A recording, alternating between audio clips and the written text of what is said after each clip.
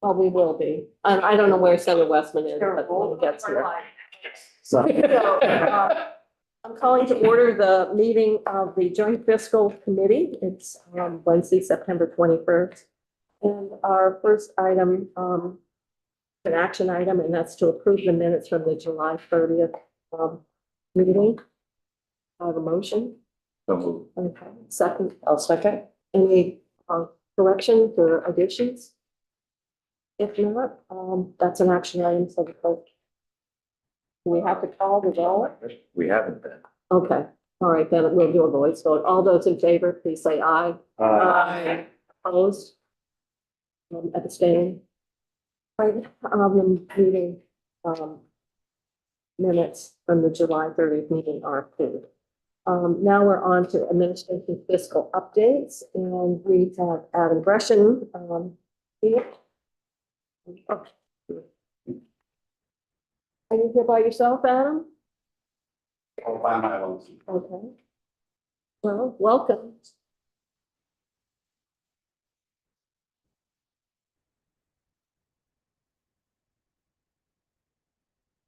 So as you can see, we have 4 updates on the agenda. So you want to take them in order? Starting with the Well, indeed. plus?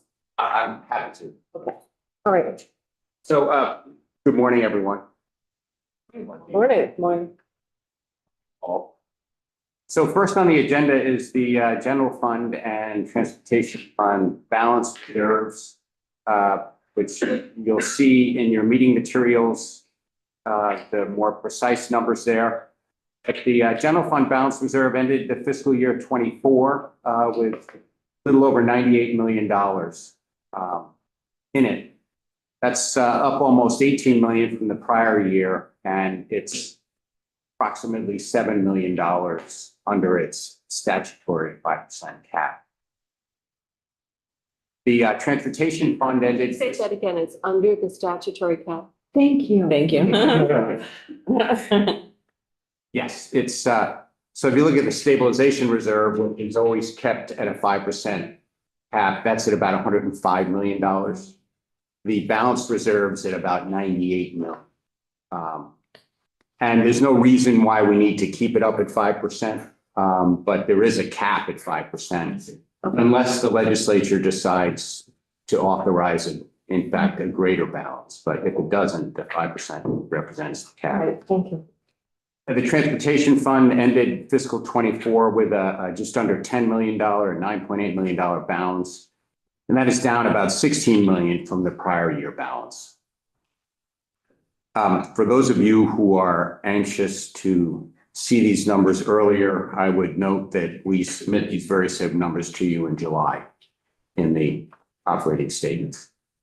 So, are there questions on that?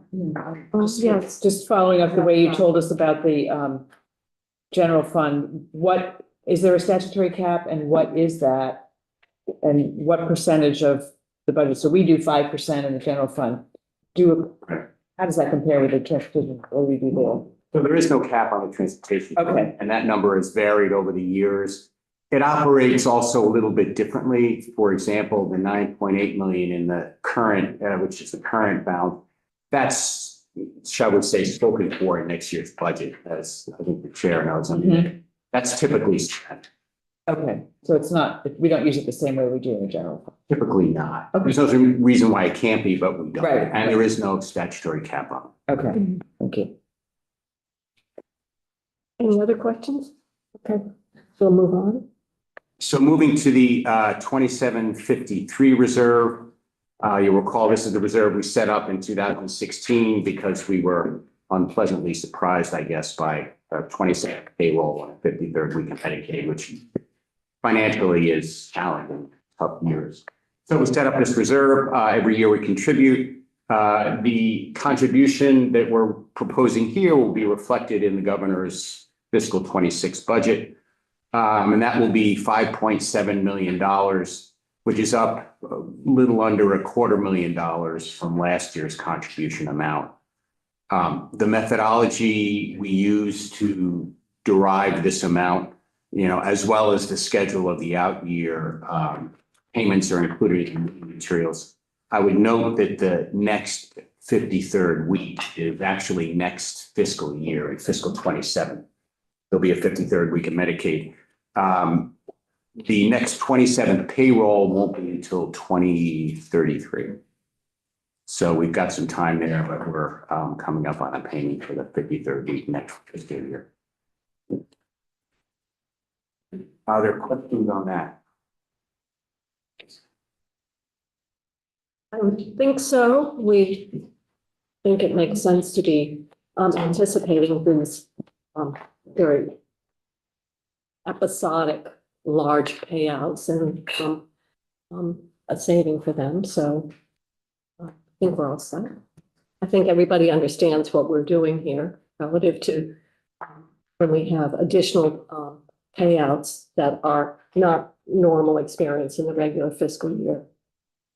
They can add up to a lot of money. Okay. The next item are budget instructions. Those two are in your meeting material. I wanted to say, well, we sent the instructions to agencies and departments on August 23rd.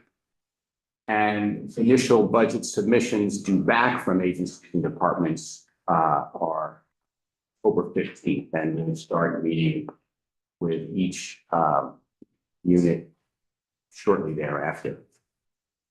As with most years, this year has its own set of unique challenges. You'll see in the instructions, we asked departments and agencies to show us what a 3% general fund increase would look like. This, I would note, will be the 5th straight year we've asked for a 3% increase. I believe prior to that, we asked for a level fund. Yes, right. My clerk, I have the same problem with our appropriations. I was feeling it. It's not good. It's making me feel better. Yes. Adam, I appreciate the 3% guidance, but just for context, can you remind us what the pay act overall with the step in the COLA increase was? So the pay act from last year that will be annualized in this year's budget was a bit more than 6%. It was like 6.2, I think was the actual number. Okay. So everything else being equal, a 3% increase means you've got to obviously reduce some expenses or staffing to make it. Shift resources. But you said something about what will this look like?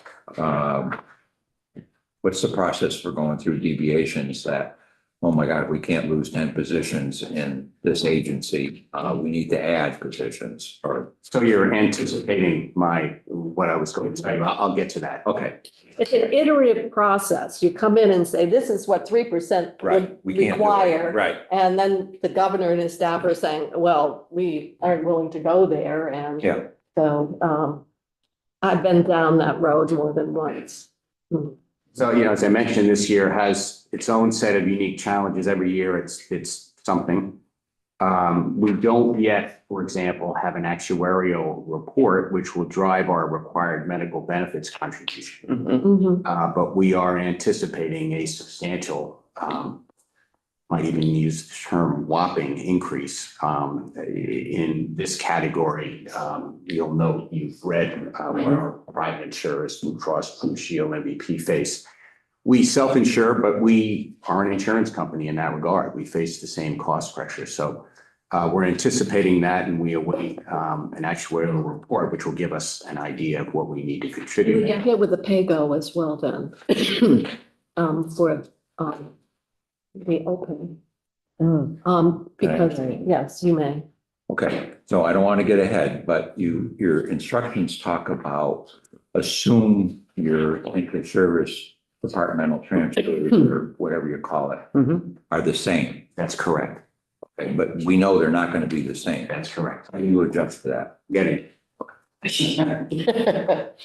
So they're also, to your point earlier, Representative Harrison, Agencies and departments will annualize last year's pay act. That's a greater than a 6% increase. So they're going to have payroll pressures in addition to benefit pressures that I mentioned just a second ago. And I think, many of you are aware that we're this year in fiscal 25 thus far, we're facing a Medicaid shortfall, which we'll speak to you about in budget adjustment. So we may well see pressures in our Medicaid budget. But, in this context, and to get to your question earlier, a couple of points I'd make. First, to the chair's comment, this is an exercise. It's a serious exercise, but it's an exercise. And oftentimes agencies and departments will say, here's how 3% looks in general fund. And this is what we'll need to do. And so we take a look at that, and sometimes we don't think it's wise. Other times we do think it's wise. So keep that in mind, though. This is the beginning of an exercise. And, there have been various budgets delivered by the governor over the past 5 years that have been, 3% or higher, depending on what the pressures are and depending on what the implications are of making it 3%. Just be aware of that. This is the start of an exercise. We have a question, Representative Cornell. I'm curious, sort of, given that this exercise, you're saying here is essentially an impossible exercise to completely fulfill in the current environment, and the remarkably low staff morale in many agencies and the real struggles to hire positions, I'm curious why go through it, or what impact do you think it might have on staff morale? I'm not aware of the morale issue. So I mean, you read the annual staff evaluations, right? we do very carefully. Okay, I thought so, yeah. But, we do this for a couple of reasons. One, we can, we're subject to the same economic forces that everyone else is. And we try to make sure that our budget is balanced with the revenue that we have coming in. We also try to prepare for times when there might not be revenue, which I remember well from the earlier years prior to COVID. So we think it's reasonable to start with a level that is supportable and over the long term reflects what has generally been growth in our budget. So we think it's a reasonable place to start. And in terms of the impossibility, agencies and departments need to prioritize. They need to determine where they want to direct their revenue and where they don't. And similarly, the art of budgeting is determining on a statewide basis where to prioritize. So a 3% which was the next comment I made, this is a statewide target. So there may be some agencies that appreciate 5%. There may be others that are 2%. We don't know. So we're really just starting, but I think it's reasonable to ask our agencies and departments to start there and show us what that looks like and see, what it means, and anticipate that in future years we may well make it's not an exercise but a necessity. So. Yes, Thank you, Madam Chair. my left. I appreciate that, and I think we were all feeling the same thing when we read the budget instructions around how much of the exercise is an impossible piece for many of the agencies that we've all sat through and listened to their budgets.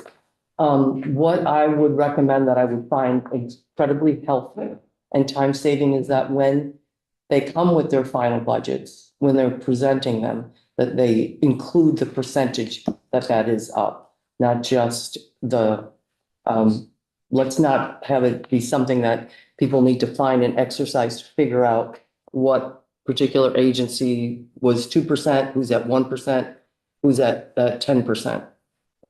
It'll be helpful. Other questions? I just have one comment. Obviously, what gets negotiated for wages for state employees, obviously it's creating some real challenges relative to the budget targets. Usually those increases are accommodated by not providing any increases to those community-based service delivery systems that replaced institutions and core government services. And So we've seen that certainly within specialized service agencies that serve people with significant intellectual and developmental disabilities. The mental health agencies that are serving people that used to be in a much larger state hospital. So what we see is where historically where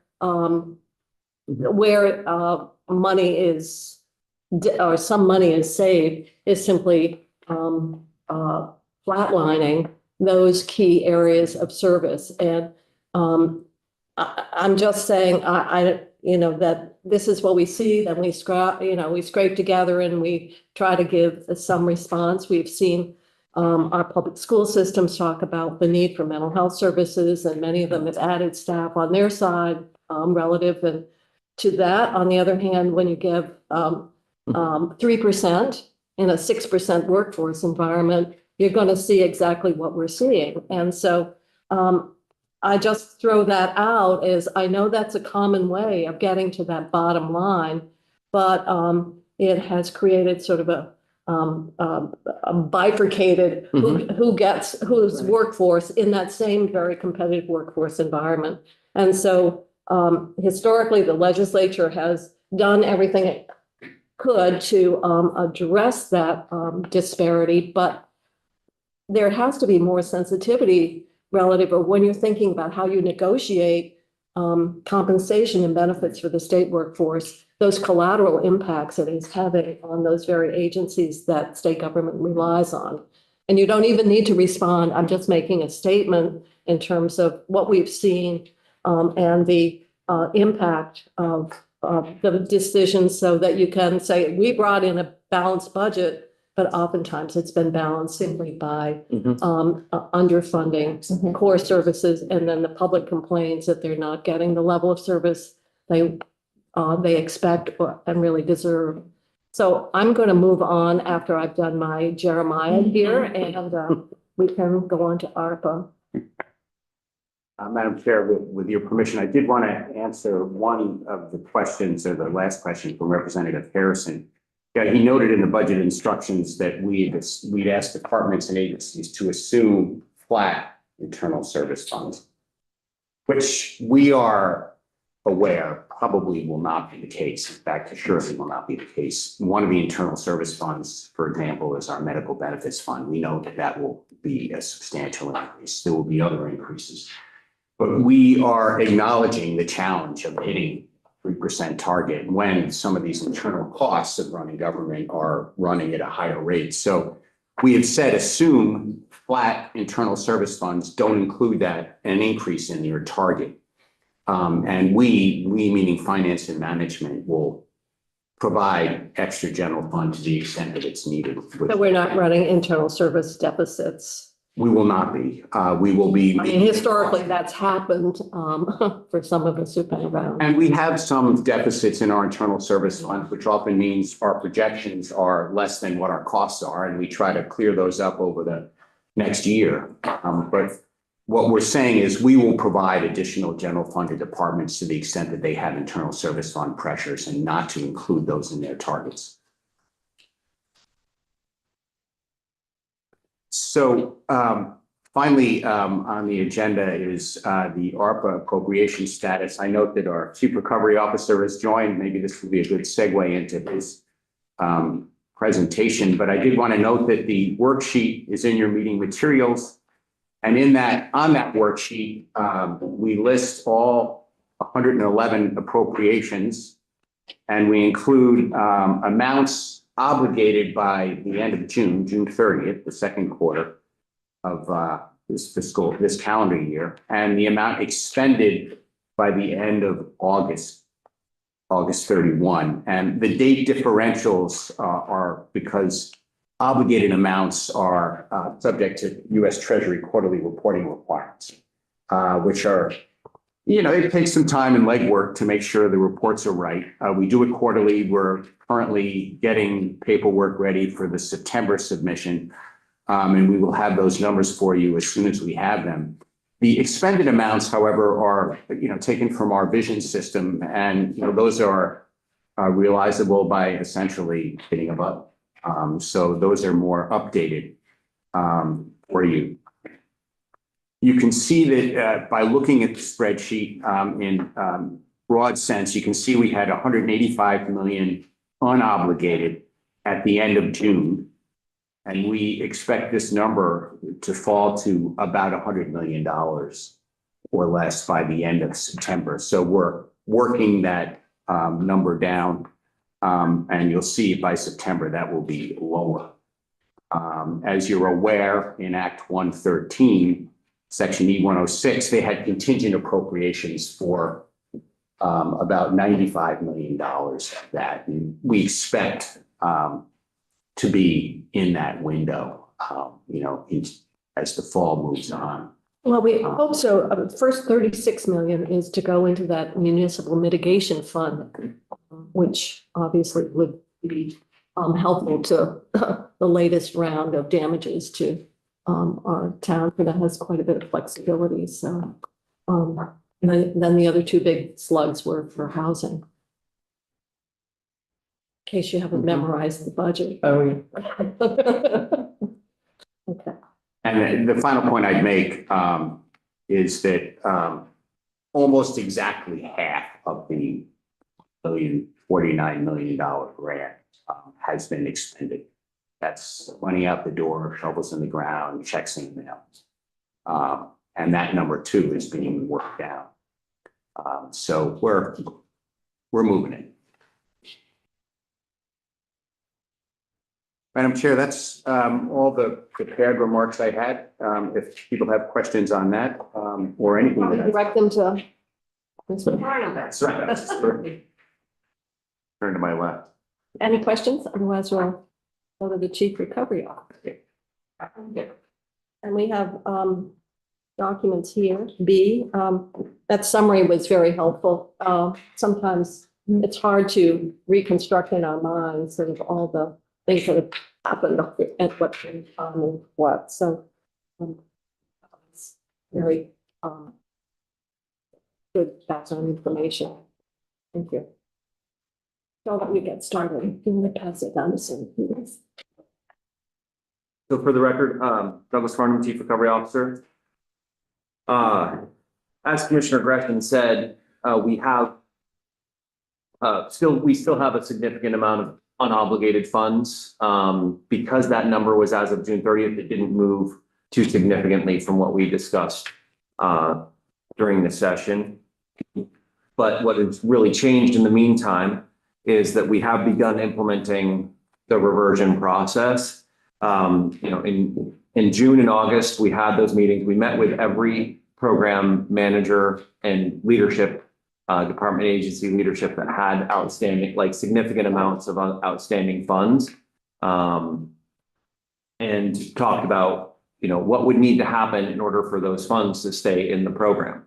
We really need surety that they will be able to obligate not just by this year, but that there is a reasonable projection that they would be able to expend the funds by the end of 2026. Because for a program that hasn't even begun to expend funds yet, I think that seriously calls into question if they would be able to spend the funds by the end of 2026. So it was partly about getting those obligations in place, making sure everyone properly understood the definition of a treasury obligation. Because we have had misunderstandings in the past about what qualifies as an obligation. In some cases, people thought, board action or a notification of award might qualify. But award notification, board actions, legislative action, none of that qualifies under treasury. It has to be an agreement signed by two parties or a beneficiary award notice or an interagency memorandum of understanding. In the case of mostly IT projects, some of those will be obligated based on MOUs between the Agency of Digital Services and Department of Labor or potentially Agency of Commerce and Community Development. IT projects were not a major area of expense with ARPA funds, but there was some money in there. And one of the largest projects was in DMV, and that required the use of revenue loss replacement. So that would not require the the use of an MOU necessarily. So those meetings, I think, were productive, but of course, stress inducing, because all of our programs believe strongly in the mission of those programs. And so a good portion of the conversation with department was around what do we need to do to preserve the legislative intent, get as much done as possible by the end of 2026. And if the targets for what seems possible by the end of 2026 are dramatically under the legislative intent in creating that program, what curing could we apply in order to allow for a limited amount of activity to drift into the 2027 construction season? Because for some of our programs that are capital in nature, they're like, we might finish in the 2026 construction season, but it depends on how many good days we have. And we could have some activity that would be hanging at the end of the year. And so applying some limited latitude in order to just allow us a small taper into 2027. But it's still, generally speaking, holding everyone to that same standard of running in roughly the same amount of time. The obligation webinar that we held for agencies and departments in September really, I think, energized a lot of staff. We started really having a lot more serious conversations about what was required. So I think that was timely. We didn't want to get people, to mobilize people too early or too late. So I think we timed that one properly. We're seeing a lot of activity. So as Commissioner Gresham mentioned, we do expect the unobligated amount to drop more than the normal amount it's been dropping this quarter, which would put us down to around 100 million. We could exceed that mark, but I know of at least the Municipal Energy Resilience Program is 36 million. So it's a significant chunk of the unobligated balance. And that program has finally received applications. So they have made progress, but they do not have anything that will be obligated by the end of this month. But they have a time frame. I'm monitoring that program extremely closely. And those are also going to be state awards, not federal awards. So they will be able to execute those awards more quickly in October. I'll pause there for a moment, Madam Chair. Questions? Thank you, Chair Kitchell. So I'm looking at the spreadsheet and I'm glad to hear you have some curing. I am concerned about a few things on here. There's a couple of areas where when we had them come into our committee last year, we were asking about staffing and they were understaffed. And I'm thinking about the Department of Economic Development. They have over 10 million, 11, 12 million in 3 different projects that they are unobligated. And I remember talking to Commissioner Goldstein and, we were concerned about the staffing level and they're basically saying, well, we'll just do it. But I'm really worried about whether that's going to happen there. The other one is DEC, there's stormwater, and those, there are several there that I'm concerned about that they're very unobligated. And then the other one that maybe you're going to just tell me we're finally going to get rid of was DFR had a COVID-19 paid leave thing, and we dropped it down to 5 million, and 4.2 million are still unobligated. So those are 3 that just pop out. We could spend hours on this, but if you could address those. To take those in order, DED's program is revenue loss, and they do have agreements in place, and so that unobligated amount, I think, is solvable. If you look at how far along they are in their obligation proportionally, it's not like they're starting fresh, right? They have applications in, they'll be able to work on those awards. And I am interested to see how much of that 11 million they report as obligated for this quarter's report, because they have been making progress. I'm not concerned. I don't believe we're going to be looking at a reversion in that program. Okay. Partially because that program has also been obligating funds for municipal water projects. And that is an area we certainly don't want to remove funding. DED is doing that, Department of Economic Development Yeah. doing this, okay. Yes. Okay. The water projects they're trying to fund have an economic development aspect that tends to not score highly on the A&R programs. So they're trying to complement the A&R water systems like industrial parks, things like Yeah, that. yeah, okay, that makes sense. A&R wouldn't normally, Yes. fund. The next one, apologies. DEC. DEC, yes.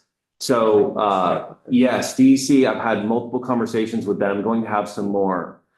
Because their programs are well structured and moving, so it's easy to see some progress and to project out that they will complete. However, they are nervous about that 2026 construction season. So I am going to be looking at what can AOA do to provide them to reduce the federal risk, eliminate federal risk of recapture, and provide them some leniency that if they drift into the 2027 construction season with some of their programs, that we won't be losing those funds.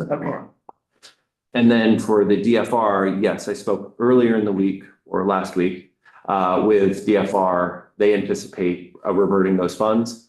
They had the application open, it ran the course, they provided some benefits, but they do not anticipate, with the exception of one or two small invoices, requiring those funds. That would help with our contingent appropriations. Absolutely. Right.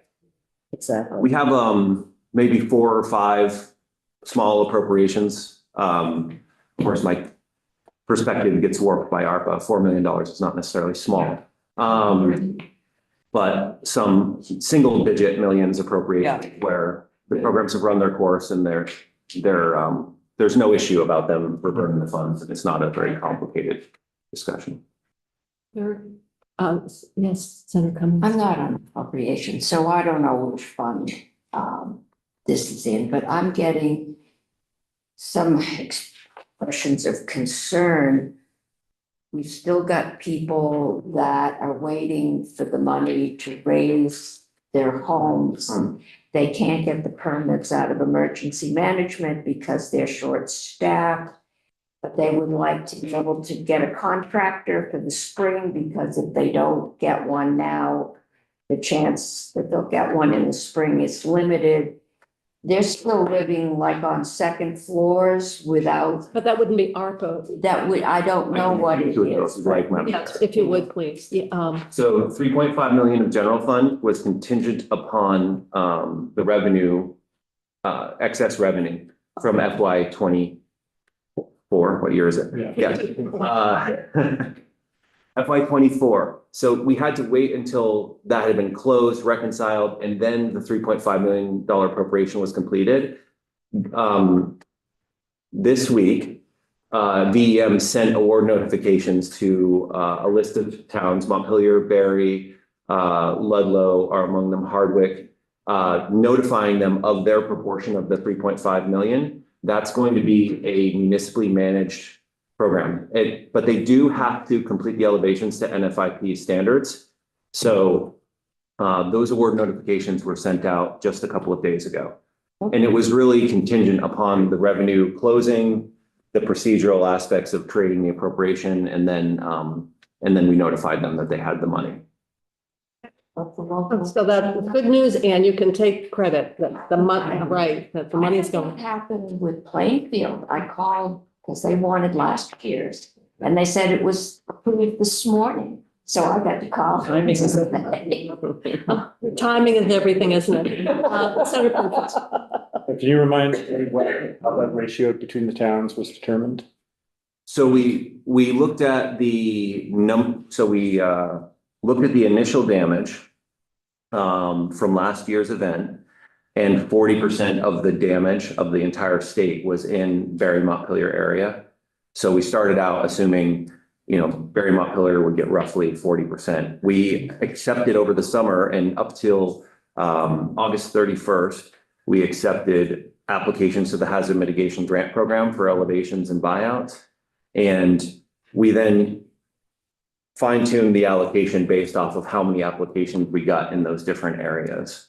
So that's how we came to that allocation. And then if any of those communities aren't able to use all the funds on elevations, we would then, pull the funds back and provide a second round. There's no automatic reversion language with that appropriation. So we would, anything that's returned, we would offer out to the group again. We're dealing with state funds, so there's flexibility there as well. Right. Yes, so Barry and Montpelier, we allocated 900,000 each, I believe, out of the 3.5. maybe I was a little too quick with that number, but I think it's, yeah, it would be a little bit more than, might be 800,000. Other questions? We did have the grants talking about aid to municipalities, in the budget adjustment. Remember that 10 million, and we did the methodology between municipal loss and those grants have all gone out, now. Is that correct? I know that there was some delay because of just the volume of work.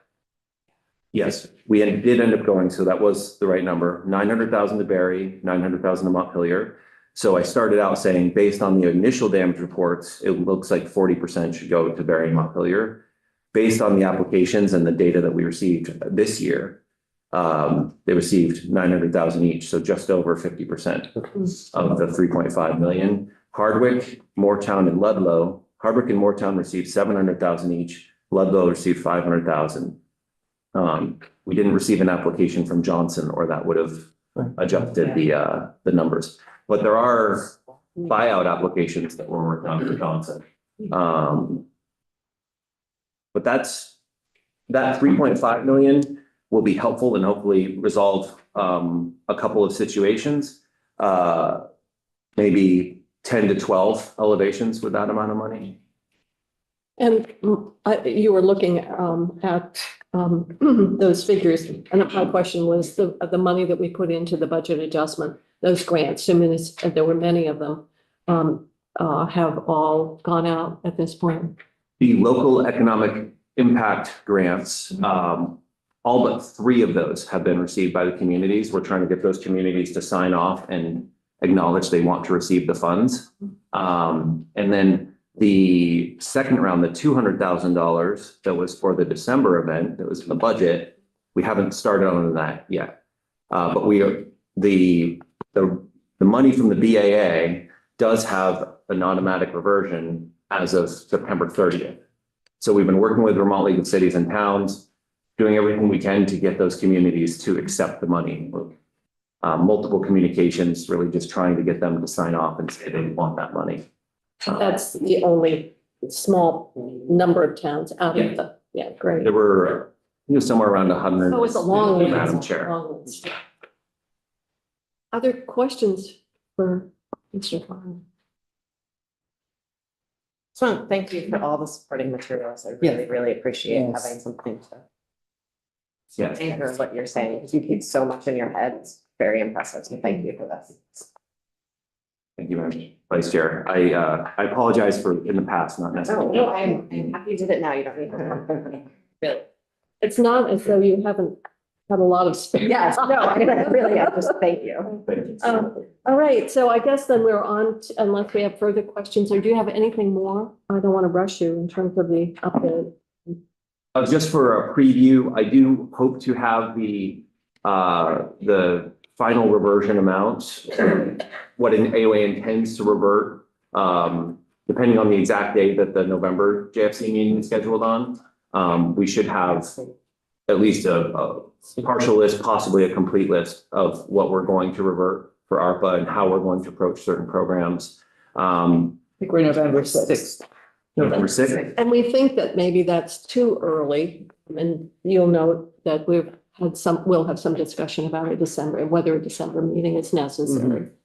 So we, at that point, November 6th, we would likely have a list of reversions that we are confident on and a list of reversions that are pending, additional discussion. At this point, based on the information I'm seeing in the discussions with programs, I think it's it's unlikely that we'll exceed the 95 million. So I think it's unlikely that we would Require require the December action. Thank you. Other comments or questions? Well, we'll see you in November. November. Thank you. Now we're moving on to an update on housing.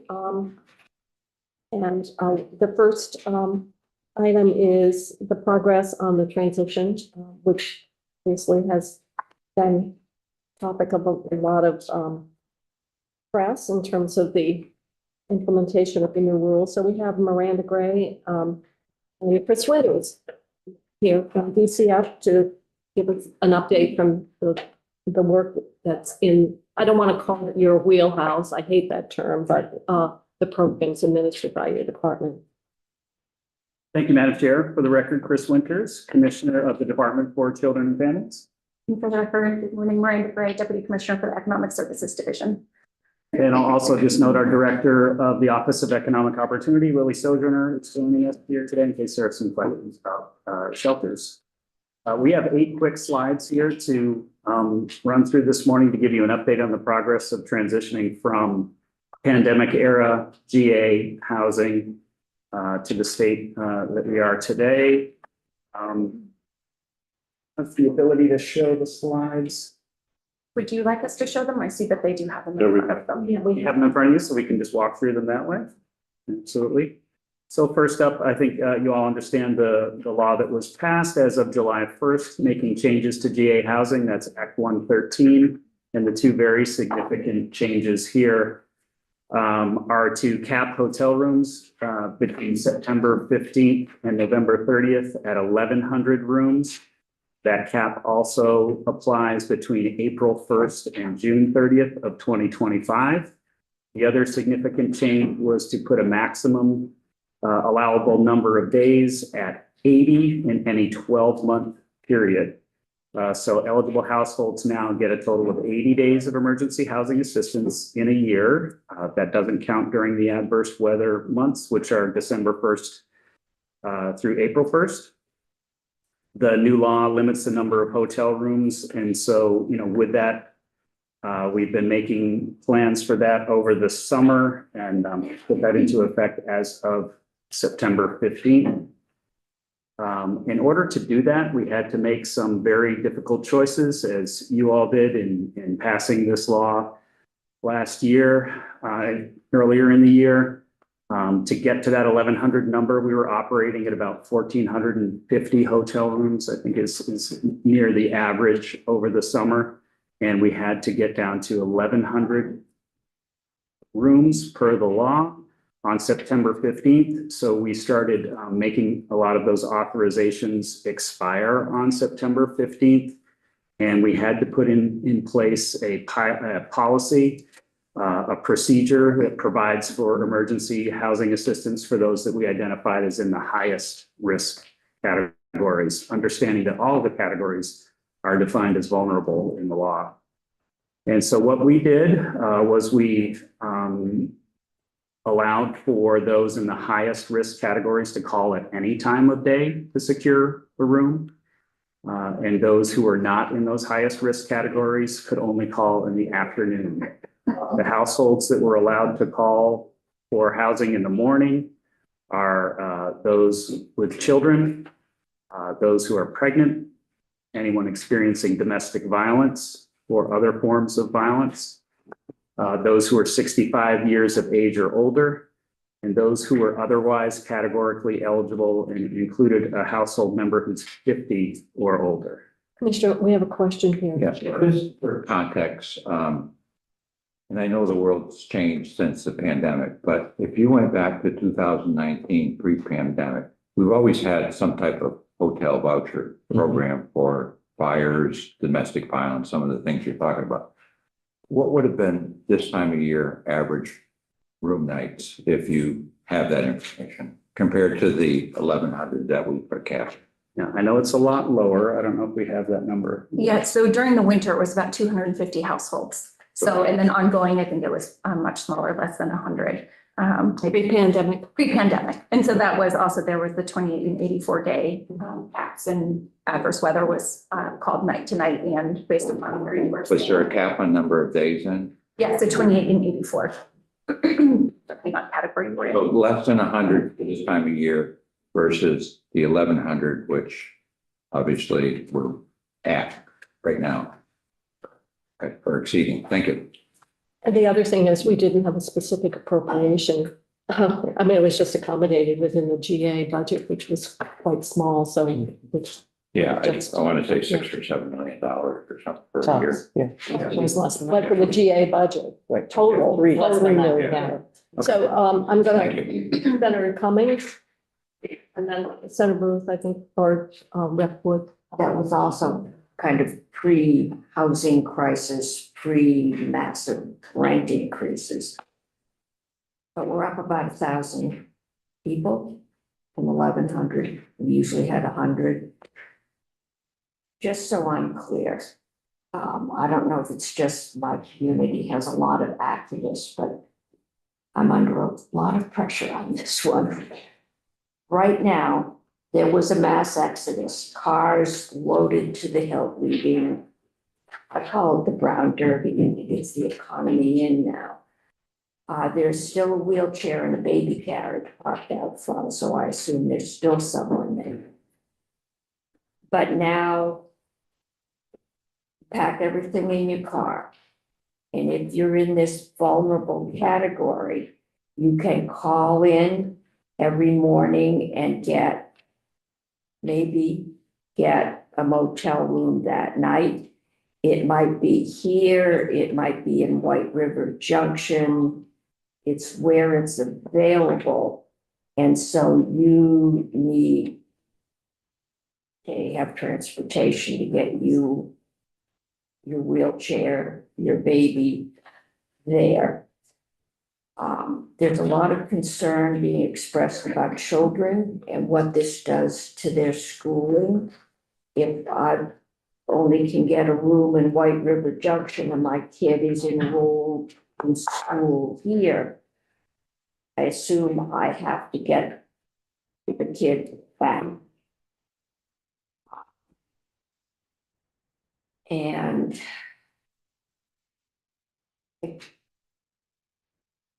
what is being done?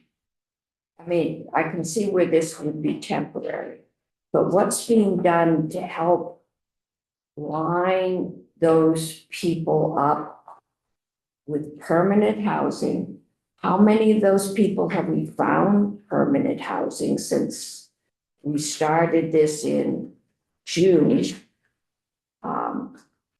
I guess are we making any progress here? Or are we just creating, I don't know what the new politically correct term is, but caravans of poor people who every morning have to start dealing with where they might be able to sleep that night, or if they're in their car in a parking lot, unless they get chased out of there. And again, So I don't know, we're kind of relitigating the entire problem that we have here. Because like the folks in Rutland are feeling that they got disproportionately impacted, and you We look did. at the numbers, they absolutely have a right to feel that way. I had someone who called me and he's very mobile. He's had hotels from Stowe. Was in Brattleboro recently. So if people are being moved around, it's less than desirable. It's symptomatic of a very difficult situation. And so we had this with the pandemic, that disruption, and you went where there was a vacant place. The question becomes one of long-term and how much progress we're making. Because I think what you're saying, we've made investments, we've added more housing, we've put more money in, and it seems like we're not finding the progress, and what the gap is of concern. So I don't know if you want to add other information you want the commissioner to respond to.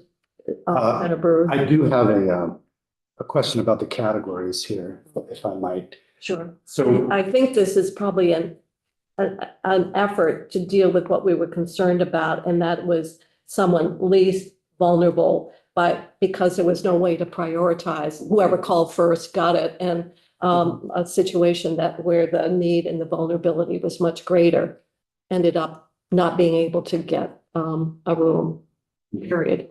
But perhaps I'm wrong in assuming what you were attempting to do here. So why don't you ask that question, and we'll add it to all the other issues that are out there. So later in your materials, under the emphasis section, you say that you don't see an exception for families and children in the act. I'm wondering about disabilities. My understanding from talking to Ledge Council is that there is the ability to avoid discriminatory treatment toward people with disabilities.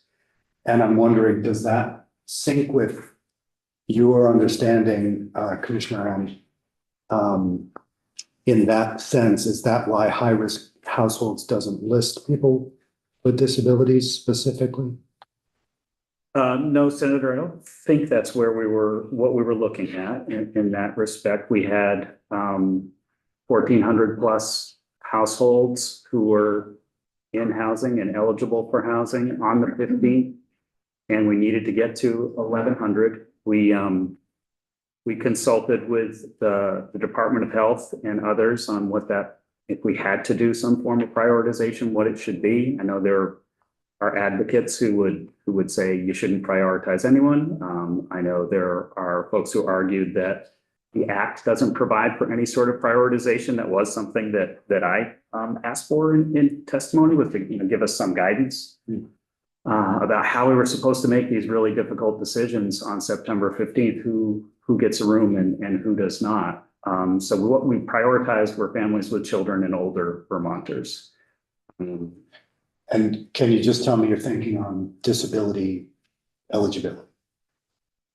So do you want to speak to that, Miranda, as far as Yeah, we when we have, came up with the 50 above and yeah, so the disability category really ranges. And the department has some information, but not necessarily all information about what someone's disability is. And it is challenging to make that decision, as we're not medical professionals, of who is more vulnerable than others. And so really tried to acknowledge that we had a space issue. We couldn't house everybody that we were, and looking at older Vermonters tend to have a harder time in the environmental conditions. So that is why we said all other categories, which would include those with disability. I should also mention, we tried to be as thoughtful as we could. We have a lot of people that have income contributions. And so we tried to have people do their income contributions so that they could self-pay for their days. And then when we anticipated having the first group of people reach their 80 days. So that way rooms would be opening, and that would provide folks with self-paying an opportunity to get a room that is newly open. Okay, if I could, then am I understanding you correctly that the disability category goes under all other eligible households, but not under high risk? Correct. Okay, so I would have a question about that, but where I'm going with this is the piece under emphasis where you say there is not an exception, and you say that you've had calls from municipal folks and lawmakers who are under the impression that exceptions could be made. So I'm just wondering, do you in your work, do you see any ability to make exceptions for any of these categories, highest risk, disabled, pregnant children, or are your hands utterly tied? we asked for a legal opinion on this. Yeah. Because we really wanted to take a look at it. I think this is the piece that maybe people don't understand. That's why we put it in the emphasis category, that after 80 days, there is no exception. There is no other route for people to be in the hotel, motel, GA housing program. So the legal opinion that I received was that I do not have the authority to waive any rules. I don't have the authority to make any exemptions. And, the struggle that we would have if we did was, you're playing God at that point. Like you're deciding who gets in at the expense of someone else who cannot get in. And we're not medical professionals, as the deputy commissioner said. So even if we had that authority, I think we would get challenged legally on the decisions that we made. I did make some of those decisions previously when that authority did exist in rule. It doesn't exist anymore. And certainly got challenged on those decisions and how we made them. Mm-hmm.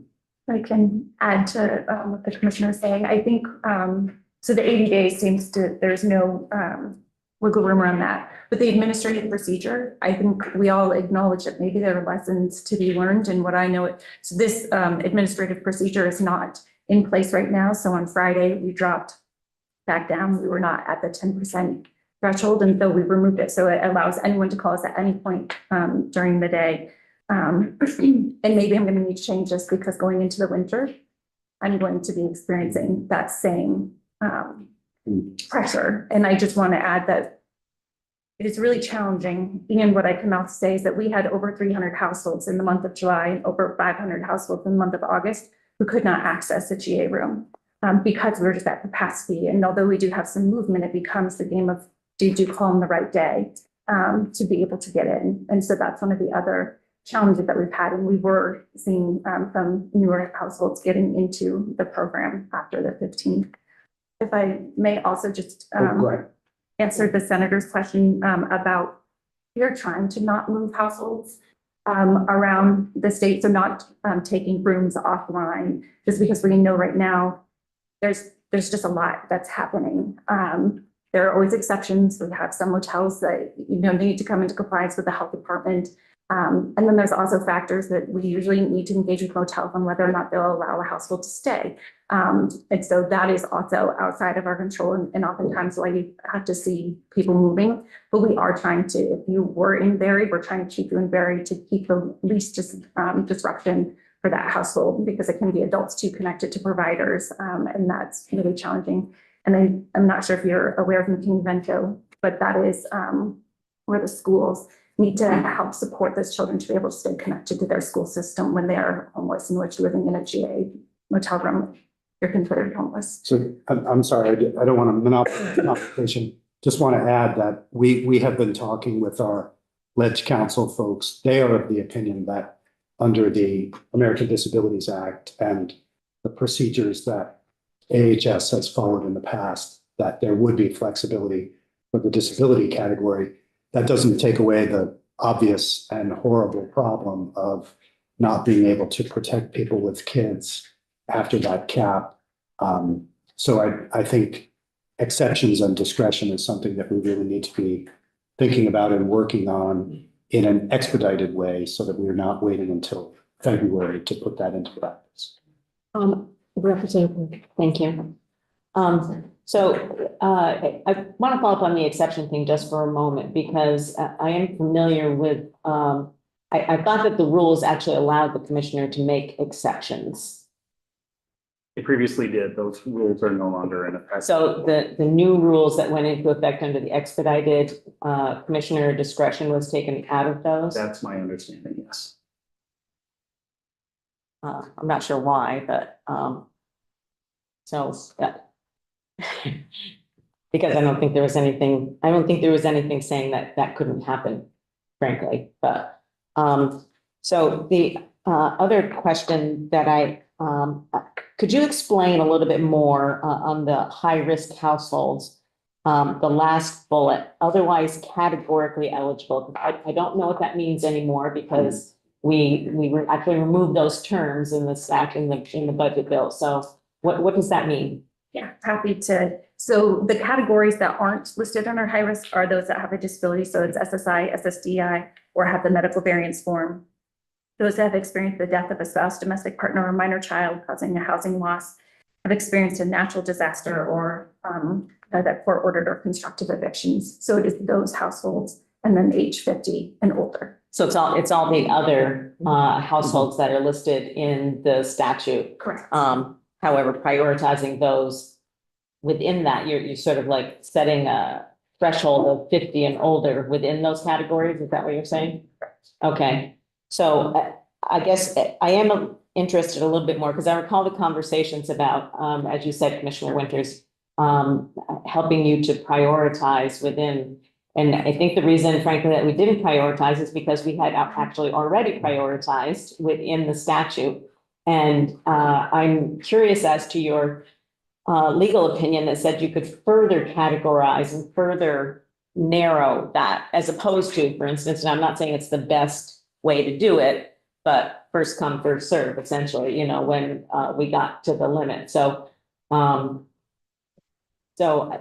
don't, when I read the statute, I don't see anything there that gives you the authority to narrow the eligibility. I think the legal opinion we received was that the law was silent on how we implement the program. So this is an administrative procedure for getting to 1,100 rooms. We were told to get to 1,100 rooms on September 15th. And we had some discretion in how we got there. We really wanted to try to do our best to allow those with the highest risk. And I know that's not, it's a blanket, we can't use that as a blanket statement. There are people under 50 with significant disabilities who are also very high risk. But this was our attempt to allow the most vulnerable to get the rooms first. And so you didn't go through any kind of rulemaking to further prioritize what we had already set in statute. So I think that's an issue, frankly. It probably is, and gets into the complexity because some of us were concerned back in the first come, first serve that the mother with two kids ended up in the car and a single adult got the room. And so inevitably, if you don't have this kind of prioritization, then you're gonna potentially create some problem in terms of risk. So it's complicated, and I guess it's gonna require more discussion about what has been done by rule versus what needs to be done through legislative action about and we may have a difference of opinion legally as well. It sounds like there's some discrepancy here. So why don't we go to Representative Lancer? Oh, and then It's a hard subject.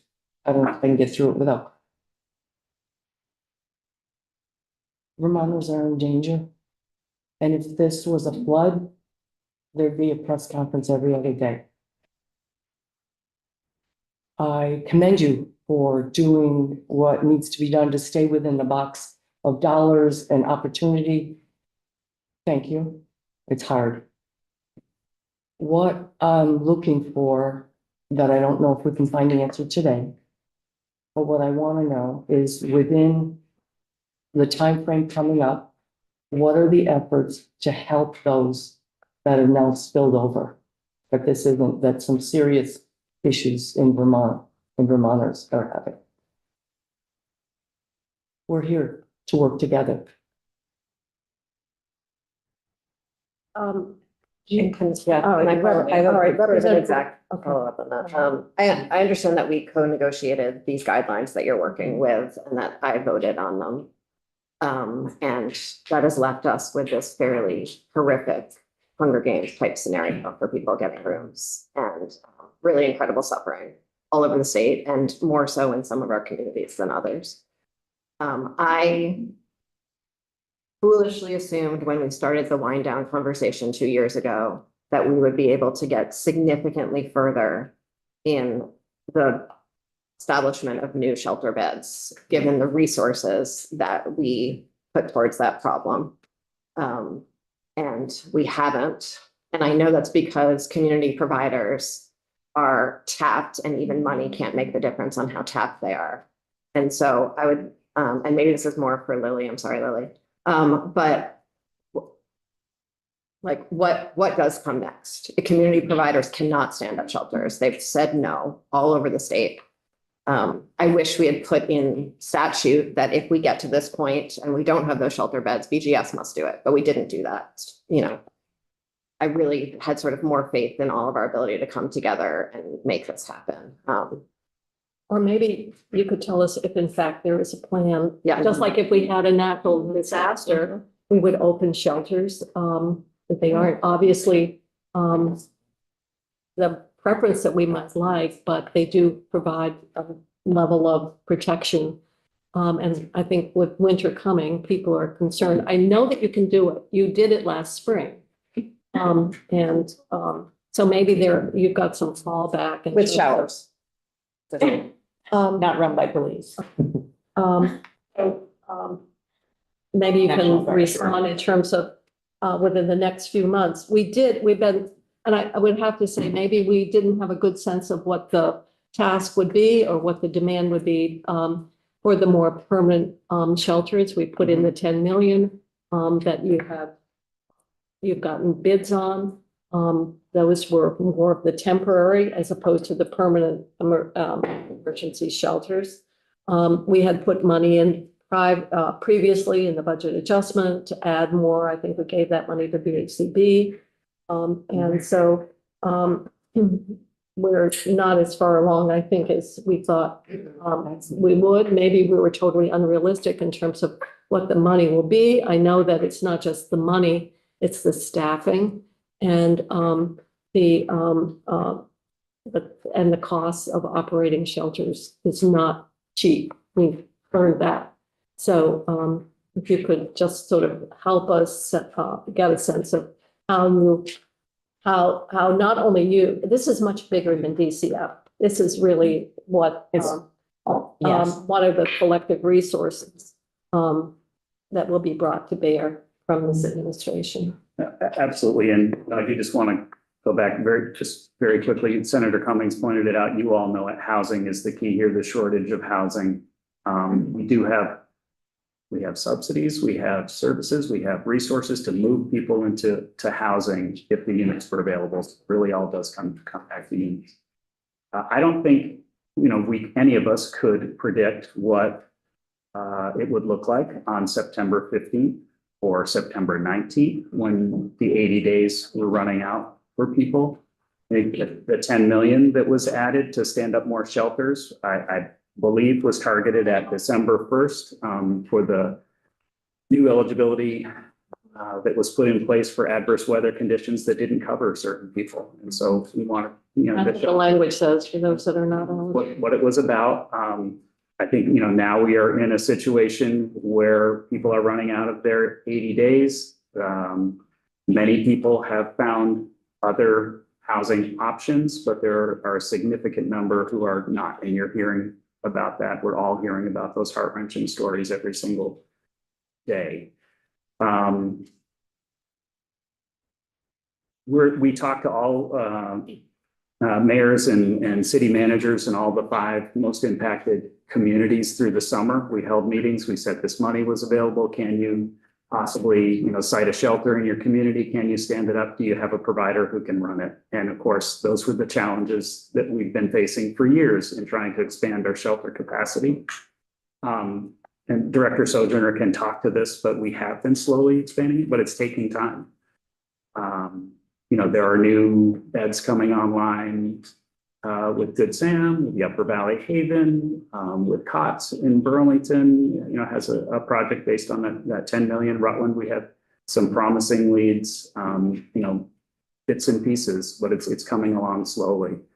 I think we've expanded shelter beds by about 100 beds in the last year and anticipate 80 more in the coming year. So eventually, we're getting closer and closer to 600, I think, shelter beds statewide up from where we were before, and really can speak to the specifics. But that is part of the answer. People are connected to services. They're able to move forward. They're able to transition into housing through shelters. It's much harder to do in the hotel motel program. And I think we all understand that's not the ideal way to shelter someone and move them forward in their lives. To something more permanent and more positive. In terms of actually standing up shelters, we have a list of state properties. You mentioned the expense that it takes if you don't have a provider to do it. It's millions of dollars for a couple of months for 40 or 50 beds. That's the cost of standing up shelters and running them with a contracted provider. So that's, something that's always on the table, something that we can consider.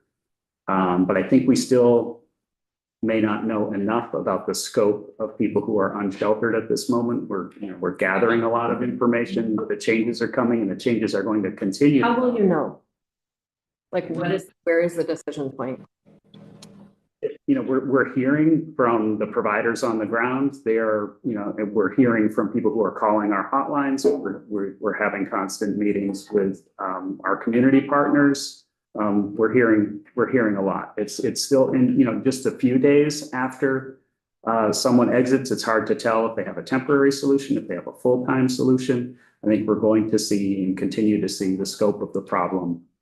So we have to keep those lines of communication open, and we are always open to towns, cities. If they have another idea for a shelter, if they have a provider, if they have a building, if they have community support, We want to hear from them. We want to talk to them and find ways to work with them. I'm going to go to Senator. We are obviously way beyond, and I'm wondering if perhaps we should hear from some of the other housing providers in terms of what's happening there. And then we can always come back and have more questions, but this could take all day. And I'm a little concerned about just the timing of the agenda and what this committee can do. So Senator Baruch. Yeah, my question was similar. Is the governor prepared to open those same state buildings that we opened last year? And I hear you saying that you're gathering data on the need for that. I think we're all agreed on the need. We need those shelters if other providers can't provide them. The state is the provider of last resort. And I understand that there was some thought that they weren't utilized enough last time out. But I think as they became known in the community, use went up. And this would be obviously the second time we'd be opening them. So it doesn't seem to me that that's a reason not to do it. The millions of dollars, I understand, and I appreciate that your department is working within a budget we set. But what I would say is we can, as we do in other emergency situations, we can true up the budget adjustment for the millions that you're talking about. So I would favor that course of action immediately. I don't think we need to gather more data. And I would ask the governor to consider doing that on a very expedited basis. I know he can't do it immediately today, but we still have 2 months before the other ability to cover people kicks in. So for these 2 months, I think those state buildings are the solution. It's not just when adverse weather kicks in. Even with that, we don't have enough motel rooms to meet the demand. So it's not a perfect solution in terms of, or it's not the complete solution to addressing the fact that have several hundreds of households right now that are not being served because of the availability of rooms. And we had that historically. So I'm going to have you finish your question, and then I'm going to have to move on, and then we can come back if needed. But I think you've got a sense of, I'm sure you didn't need us to tell you, but we're probably reinforcing what you've already heard. So Representative Shaw. Thank you. Thank you for coming in today. I'm having trouble reconciling 50 shelter beds that didn't get used very much with 500 households that don't have a home right now, as Senator Kitchell referred to. So I think there's a need for this and ASAP. So I'll add to that. The other thing I just want to put out in the room, and this may not be anything you all can do anything about, but I think we need to think about is in the articles that I'm reading and the examples of people that don't have homes that used to have homes. And several people, families have been kicked out of their apartments for no cause eviction. Mm-hmm. And so I think as a legislative body, we need to remember that we've heard that. And I don't know if anybody else who's going to be speaking to us can address it, whether you've had any conversations that relate to that. But that seems to me to be a serious issue. We are going to now move on then in terms of because this is really part of what we're talking about, and that's Alex Farrell in terms of additional housing units available and the expansion of emergency shelters.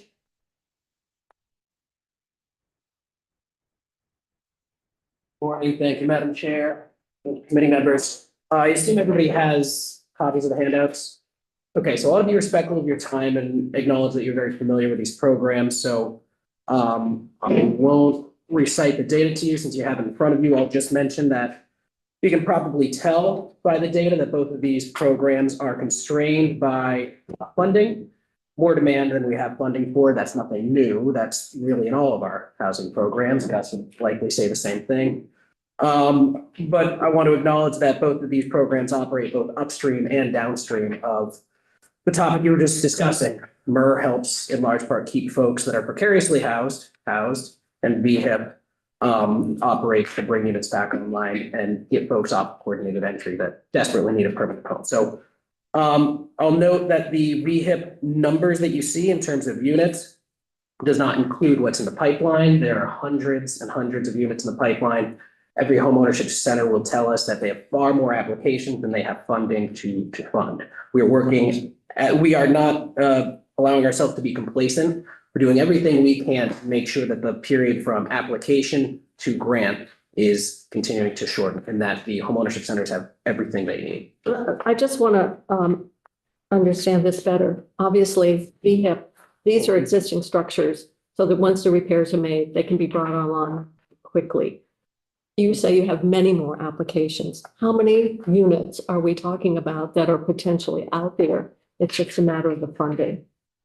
So some of these are new units. So that's one thing I'll mention. A lot of these are converting a commercial space or creating new units where there were not previously residential units. So VHIP can be used for that purpose. In the pipeline, we have at least 300 units that we can identify in applications. It seems as though there's far more, but perhaps, Madam Chair, your questions even beyond what's in And the it's the pipeline. potential here, right? Mhm. You had many more applications than you had the funding for. You've got 356 underway.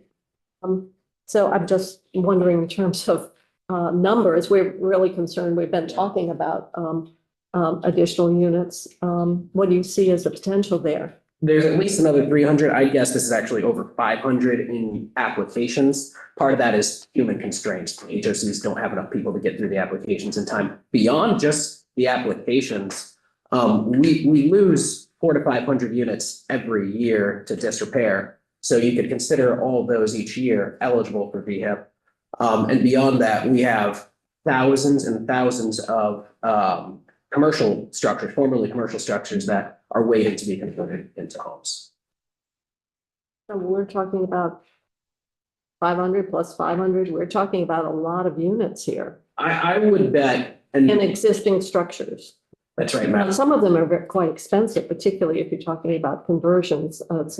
There. That's right. The total cost is beyond that which we grant. It requires some. Yes, roughly.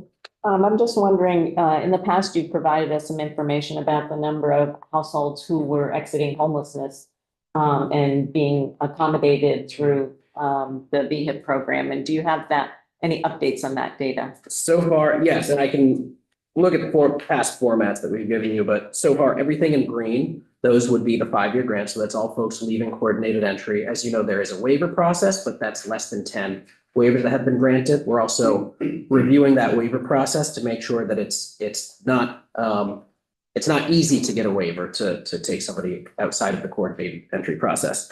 So, and then you see that little tiny sliver of blue for VHIP 2.0. That's where it could be either or. It could be a 5-year grant or a 10-year grant. As you may remember, the 10-year option is where, because you're doubling the length of time, it doesn't necessarily have to be someone leaving coordinated entry. Well, it's still a priority. Absolutely. So that's exactly right. I remember the change in language. Yes, that was our preference as well. Okay, so are you telling me that in VHIP 1, that all of the green were people from coordinated entry? All but I believe 7. But a small number? Yeah. Okay. And you're anticipating that the 356, absent the potential number in that small slice, will also be from coordinated entry? That's right. And you're saying there's significant more potential out there. Yes. But the significant more potential out there, that 500 something number, is your projection of sort of spaces around the state. It's not people who have submitted applications that you don't have funding to. The 500 number is what I believe exists in units in applications. That's not to say that we don't have enough funding for all those 500. I don't know exactly where it'll land with those 500. The number in terms of potential for structures in the state is far, far beyond that. Okay, so the 500 is applications you have pending approval. Thank you. Well, then I'm having a little hard time because you've got underway 356 and then you've got the 500 and some are in progress. So The 300 number that's quoted on here, I think is, I believe since we put this together, it has exceeded that. all right, thank you. And the 2.0 just fairly recently opened up. That's right, yes. Okay, so I just know in Washington County, they just started taking applications. Yes. Well, it looks out in terms of strategies, you know, more potential here. I realize there are some drawbacks in terms of, 5 years versus perpetual affordability, but, I appreciate that. other questions on this? Thank you. Maybe this is something that we would be looking at in, the governor's proposed budget adjustment to add to the funding, so that we can, create more permanent units in the most expeditious way, time-wise. Timing is, certainly of great concern. And Madam Chair, if I can just also mention, because I forgot to say, because of the constraints on MER funding, we have prioritized emergency repairs. So those are the repairs keeping folks happy. Okay, so I'm going to switch around the agenda a little bit because rapid response mobile infill issue, rather than having you relinquish, stay right here and we'll just get an update on the infill initiative. And that was another effort to make units available very quickly, and I'm hopeful to see how that's progressing. And then we'll go back and Oh, you're well, right. Thank you we very don't much. know. We'll have Gus come up.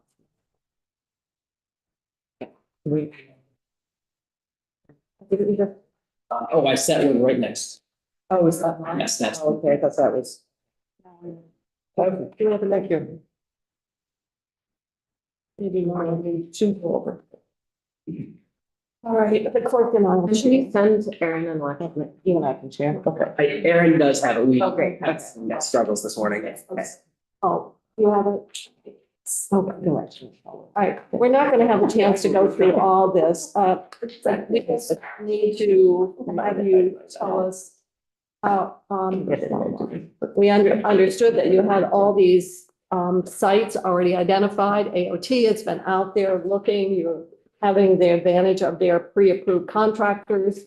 So tell us where we are. Sure. So I'll have folks just jump ahead then to this, that shows the map of where the sites are, and it can tell you how many lots, and in what parks. So these are the 30 parks where, oh, I'm sorry. Yes, slide 4.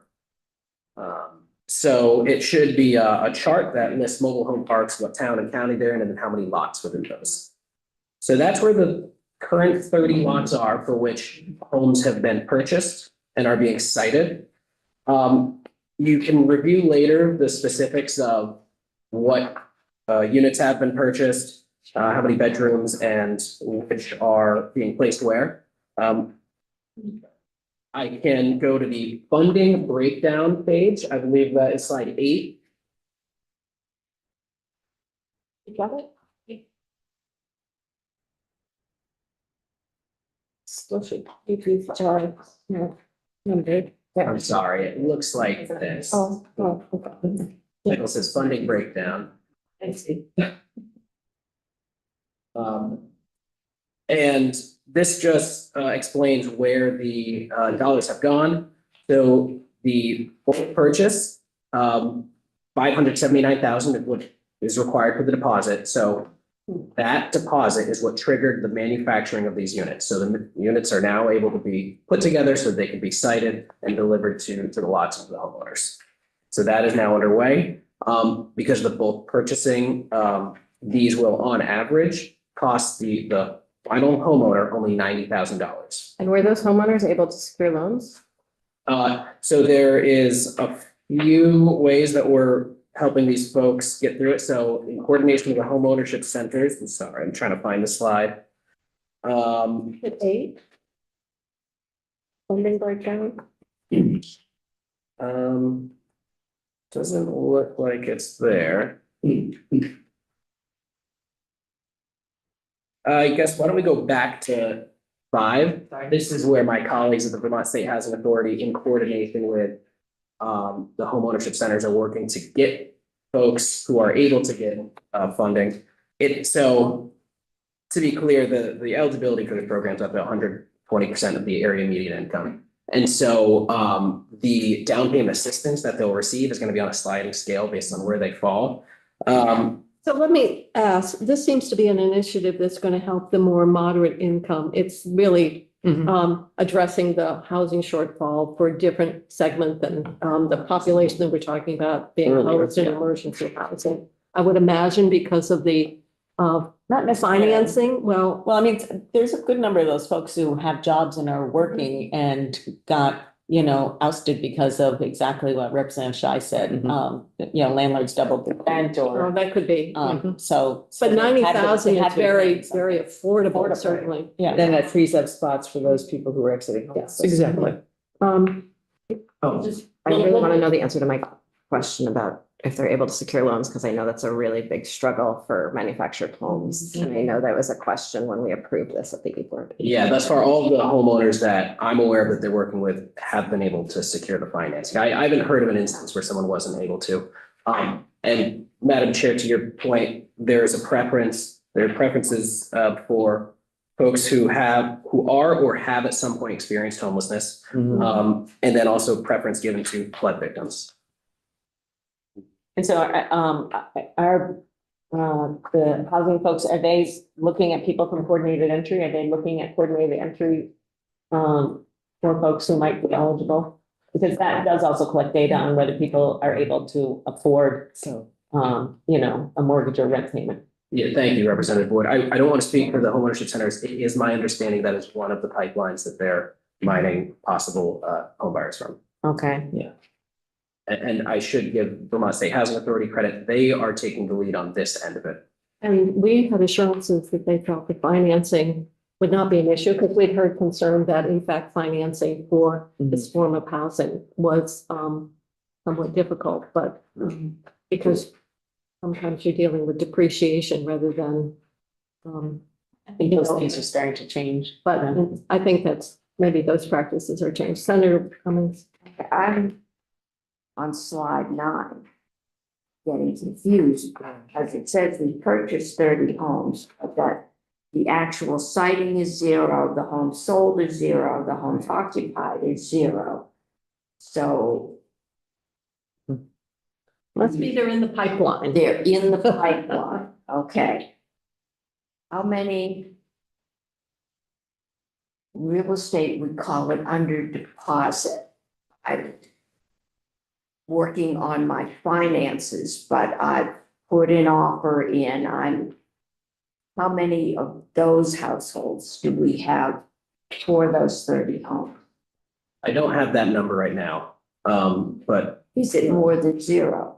there are, if you go through the slides, there are a couple of the specific units where they list where they've identified households that will be potential homeowners. But so nobody is at the point of putting a deposit down themselves at this point because these haven't finished manufacturing. Though I can follow up with confirmation after I talk to the Vermont State Housing Authority. All right, you had a question? I did. I have a question around, because this is a co-effort with VTran around the pads and the infrastructure that has to be put in place, that we put the $4 million in there for that purpose. I see that the siting is not there, because where are we in that process? If you can let me up, because they're gonna have to have those 30 Well, we've got areas ready. lot improvements. Lot improvements, 0. Yeah, the award, so the note I have from VTrans AOT is that they've awarded 30 lot improvements, so the siting and the lot improvements will be underway. Yeah. Are you moving to a new witness, Madam Chair? Yeah, I'm sorry. Just a quick question on can you remind me of the Deputy Commissioner if that was part of the ARPA contingency appropriations, more money for vehicle? Or was just the end of the year contingency? It was general fund. You were ARPA at one point. The initial appropriation, that's right, was ARPA. Right.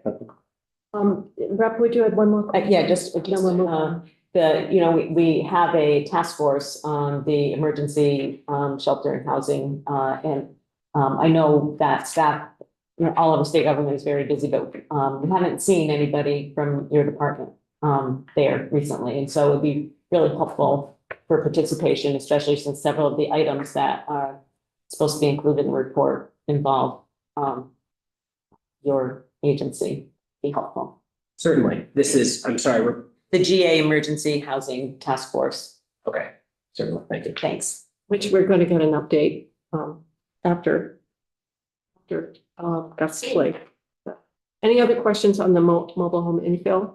Seems like a lot of work. Hopefully by November, we'll really have some good solid in terms of lots improved and siting, and feel comfortable that your goal to have this in place by the end of the year, 30, is achievable.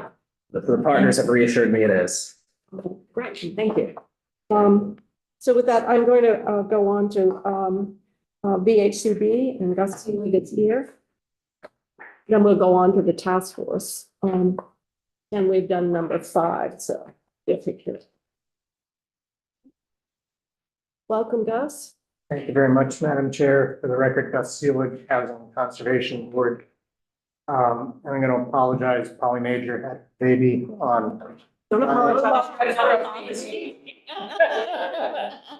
Apologies for babies. Come on, guys. In the second team. So when did you have the baby? When? Friday? Last Friday. And what did you? A girl, 7 pounds, 7 ounces, and doing well, and they're both doing well.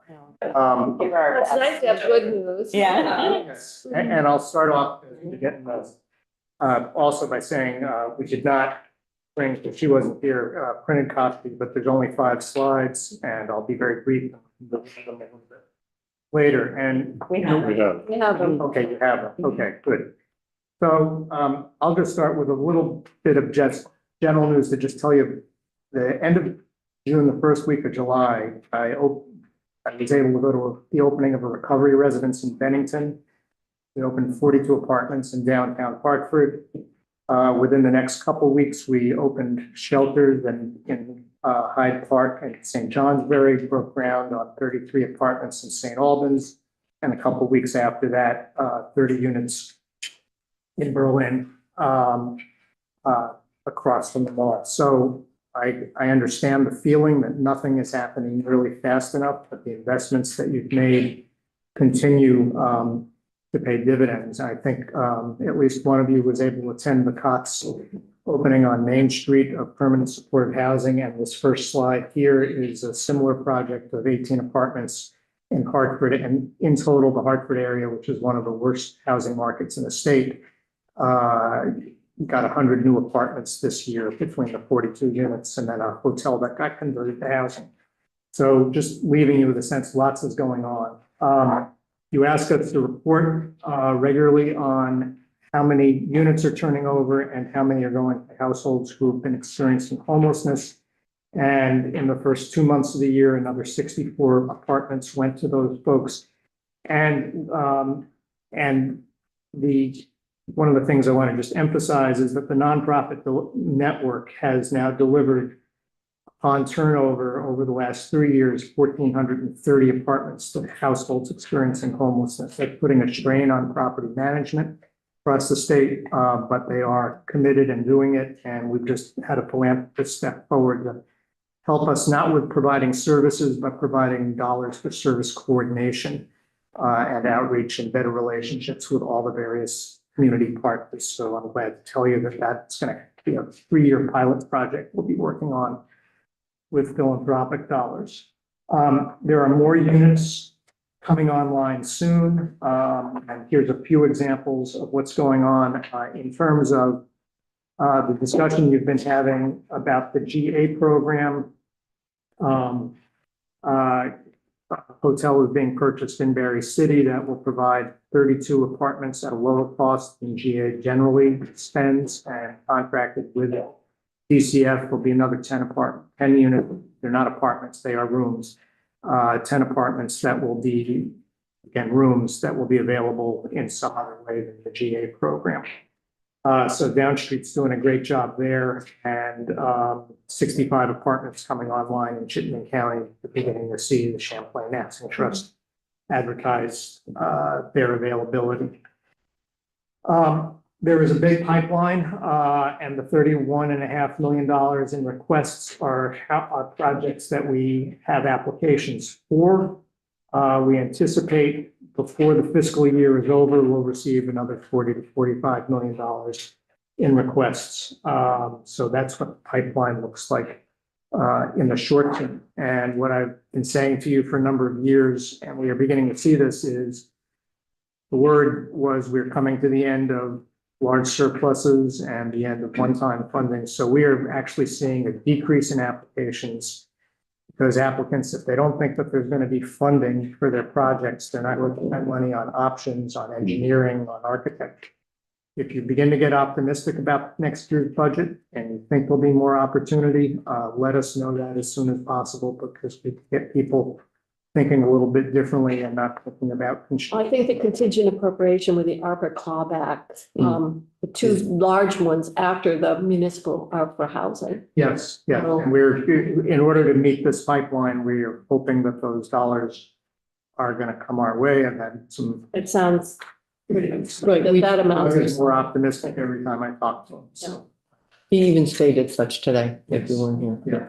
So that's, I was asked to go quickly, so that was. That's very helpful to get the numbers of rep. Thank you. This is heartening to see. And I appreciate you flagging sort of the need for optimism and advanced planning. I'm curious, when you're prioritizing funding, I know you think geographically, but are you also looking at a map of need or capacity in the state?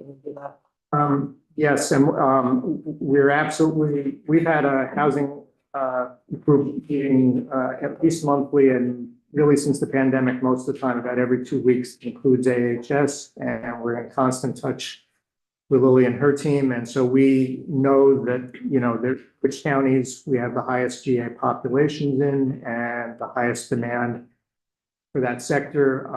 Last spring, I convened a meeting in Rutland because that's been one of the hot spots. The housing developer has found former nursing home that is being negotiated over. But what we're hearing from service providers, and they were quite clear at that meeting, was that, I think you've heard this from others, the issue wasn't could they get more dollars, the issue was could they staff it? And what Angus Chaney said to us that day was, if you give me more dollars, I'll staff it, but I will be hiring people away from all the other folks around the table. We have just a very limited labor force. I think that also speaks to the larger affordable housing issue in the state of, I'm sure that contributes to all the vacancies we see in our designated agencies and in all the service provisions that when you work for an organization that doesn't pay huge dollars, what you can afford to live on is again, what you can afford to pay for rent becomes problematic. So I think we're seeing that whole thing, but we are continuing to push forward and look at ways that we can partner, do things as quickly as we can, look at opportunities. You know, we've converted 12 hotels to housing. The shelter in Hyde Park is actually one of nursing home. This facility, if it comes to pass, and there's not a deal in place yet in Rutland, is a former nursing home. So we're looking at every opportunity to convert housing. And then we are looking at where are the greatest needs. And it, quite frankly, it's everywhere right now, but some places are worse than others. thanks. And I don't think there's time for this conversation today, but you mentioned in passing the stress on property management with sort of the populations that you are housing in greater numbers. And I just want to acknowledge that you said that and make sure that we open up space in a future conversation to discuss that and how you might be thinking about your model differently and the need for greater service provision within your model. Yeah, we clearly, I mean, clearly the whole service system is under stress in the state, whether it's the work we do, whether it's people who are working in hospitals. Everybody is stressed, and we have a labor shortage along with a housing shortage. The other note I'll just make is, as I was driving in this morning, there's a national story on public radio talking about Nevada and the housing problems there. this is now the issue of a housing shortage is not a Vermont problem or a New England problem. It is across the country. So the issues that you've been dealing with, whether it's been around permit reform or around funding, are national in scope. It's not that we've done something wrong here by ourselves and we're an outlier. This has become a national issue. No, we see that, we really see it. Okay, thank you, Gus. Okay, thank you very much. Seeing the baby, these units coming on. So now we're down to, a task force that we created, and that is the General Assistance Emergency Housing Task Force. And we have, two co-chairs to bring it sort of up to date in terms of the work of the task force. They're not here. They're not here. Are they inside online? Are they in the Zoom? Are they in Zoom room? Are they Zoom? Representative McGill and Sarah. Yes. Yeah. Oh, good morning. Good morning. There we go. Oh, there we are. There. Okay. So I don't know how you wanted to organize the update between the two of you, but we are appreciative of an update of the work of the task force to date. So I'm going to turn it over to the two co-chairs. Thank you. For the record, my name is Sarah Russell, and I am the Special Assistant to End Homelessness for the City of Burlington, and also one of the co-chairs of the Chittenden County Homeless Alliance. I am Jubilee McGill. I'm a state rep. I also work for the Vermont Coalition of Runaway and Homeless Youth Programs, and I'm on the task force as a member with lived experience. So we're going to provide to you this morning kind of a high-level overview of our work so far and our work coming up. The task force has met 4 times between July 16th and September 17th to carry out the directives as assigned within Act 113. During our meetings, discussion has focused on eligibility criteria, length of stay, coordinated entry system, the role of AHS in shelter provision, and a little bit of level setting around the General Assistance Emergency Housing Program from a historical standpoint, pre-pandemic to current. We've heard presentations from the Economic Services Division, from the Balance of State Continuum of Care, the Chittenden County Homeless Alliance Continuum of Care. We've heard from shelter providers and people with lived experience who have been participants or were current participants in the General Assistance Emergency Housing Program. We have made progress on some of the recommendations that have been charged to this committee or this task force, moving through those directives around eligibility, maximum days of eligibility, application, notice, and appeals. We have minority opposition to determining a maximum number of days of eligibility, but we have not come to agreement yet on that. There has been discussion about that length of stay must be based on data that's provided by the coordinated entry system. There's been discussion to determine requirements to maintain participation in the emergency housing program. The task force has determined that notice, application, and appeals process must be determined and clearly defined and minimize some level of discretion in implementation. There is agreement that a single statewide and unified coordinated entry system already exists, but that system must be improved with benchmarks that are tied to funding. There's agreement that AHS and its contractors must engage with and participate with coordinated entry systems. There is agreement that AHS must shift to a role of shelter provider and opposed to program administrator with regard to the General Assistance Emergency Housing Program, and hold also or share accountability for some of the participants within this program. There is agreement, again, that AHS and contractors should participate in the statewide coordinated entry system. We have to be presented a full report detailing the scale and type of emergency shelter that exists and that is required to meet the need. That will be presented by the Housing and Homelessness Alliance of Vermont. There is awareness that each region currently has a lead agency for administration of the coordinated entry system, but that the agreement of the coordinated entry system lead agency and administrator should be clearly defined. Those are some of the areas that we have found some level of agreement on over the last few weeks, recognizing that we still need to solicit feedback from providers, that any final report needs to be made available for public comment before it's submitted to you all. Some of the challenges that we have had is that we feel we lack sufficient time, expertise, and funding for stipends to allow for additional meetings to fully explore all of the directives. Further changes have impacted further changes to the program, such as the exits of last week, have had a significant impact on members' ability to fully focus on these directives. And that task force members arrived at the meetings with varying levels of prior knowledge of our coordinated entry system, eligibility criteria, and some lacked overall awareness of current systems in place to support households experiencing homelessness, both within the emergency housing program and otherwise. So those are some of the spots that we've been able to find agreement on and identify where we still need to have further discussions, and also some of our challenges. Jubilee, that was a quick and dirty there. Do you want to jump in? Yeah, I think the one thing that kind of got glossed over, and Gus kind of alluded to it as well, is also how we figure out the severe staffing crisis we are having in all areas of this work and all of the kind of connected areas. Staff are struggling. That, this is not well-paid work, and it is really, really hard work. And case managers are suffering from secondary trauma, and every single agency that works even tangentially with this population is understaffed.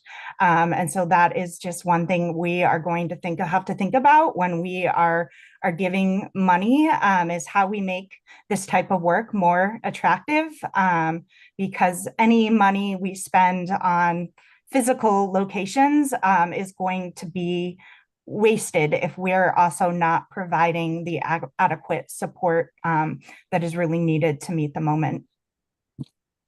Thank you. We have a question from Senator Baruth. Thank both of you for being here today and also for working on the task force.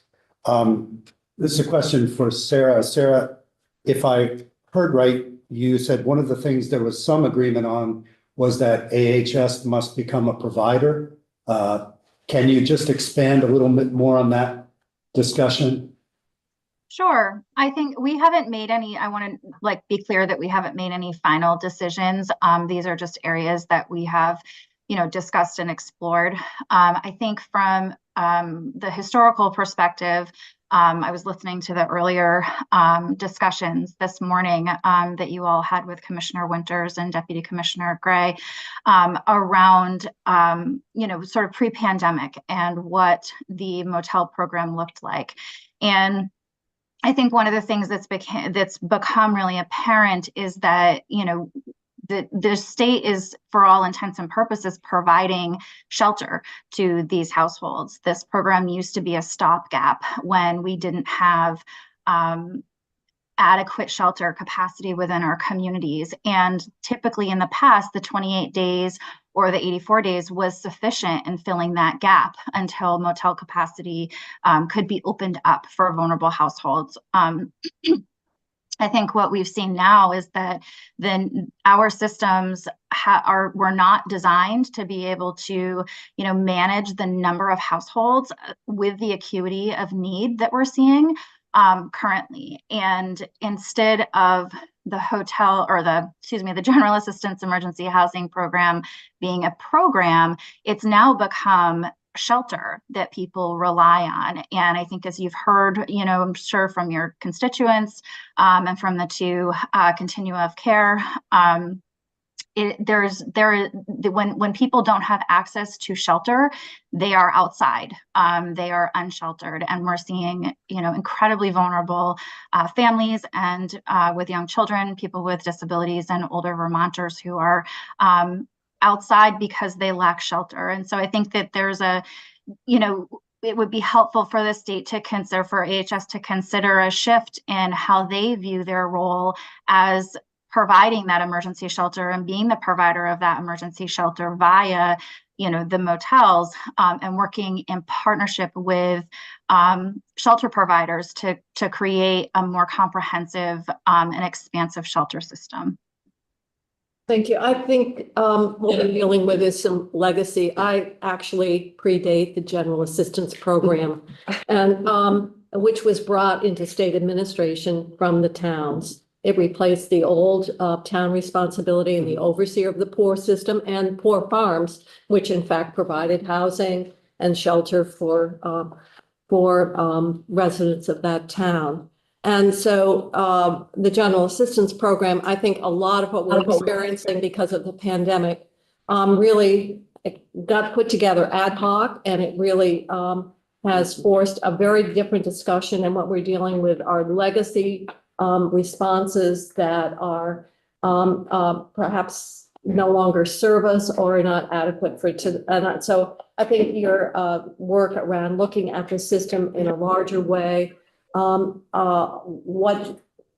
we need to redefine responsibilities from what historically was, and DCF was never staffed, nor did they have social workers assigned to general assistance. So I think the work you're doing and the policy kind of framework is really helpful, because we're dealing with a lot of what was put together ad hoc, was put together to respond to an emergency health condition, and now it's morphed into something very different. So there's a great need, I think, to take a look. And I think to some extent, maybe we have thrust onto DCF a role that was never designed and not anticipated in an organized, in a policy-driven way.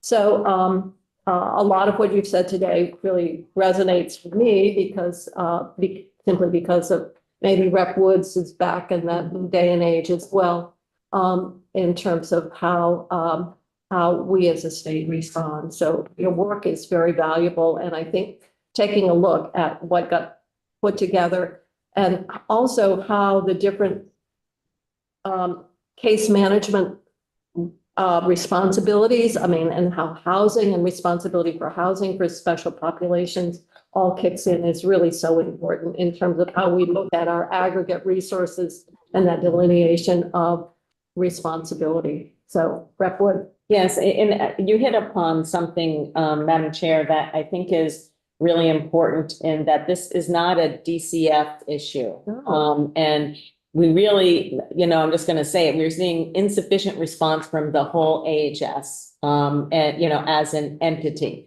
So whether it's Dale, whether it's DMH, you talked about, housing for specific populations that, in talking with Sarah previously, she, being on the front lines, they are seeing people who need much more intensive support than somebody who was able to go to rehab for a few weeks, come back, get a Section 8 voucher, and they were able to house them and, help them get a job, and things moved along.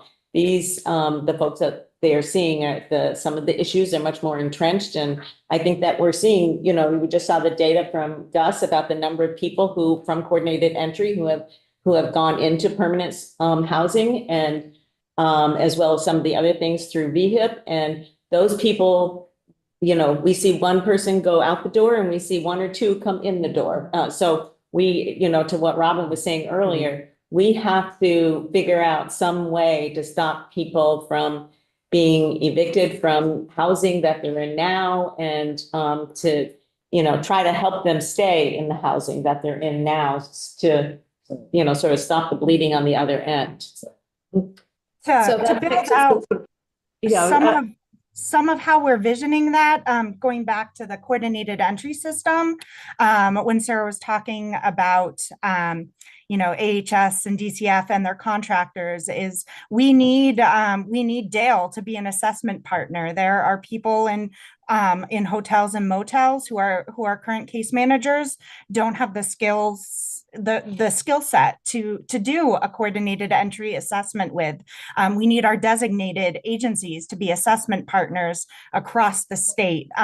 So we need to bring, it's mandated by HUD. So it's something we have to be doing anyways. And it is a system that is there that we can loop everyone in, and we can be collecting data that can really inform our decision-making for years.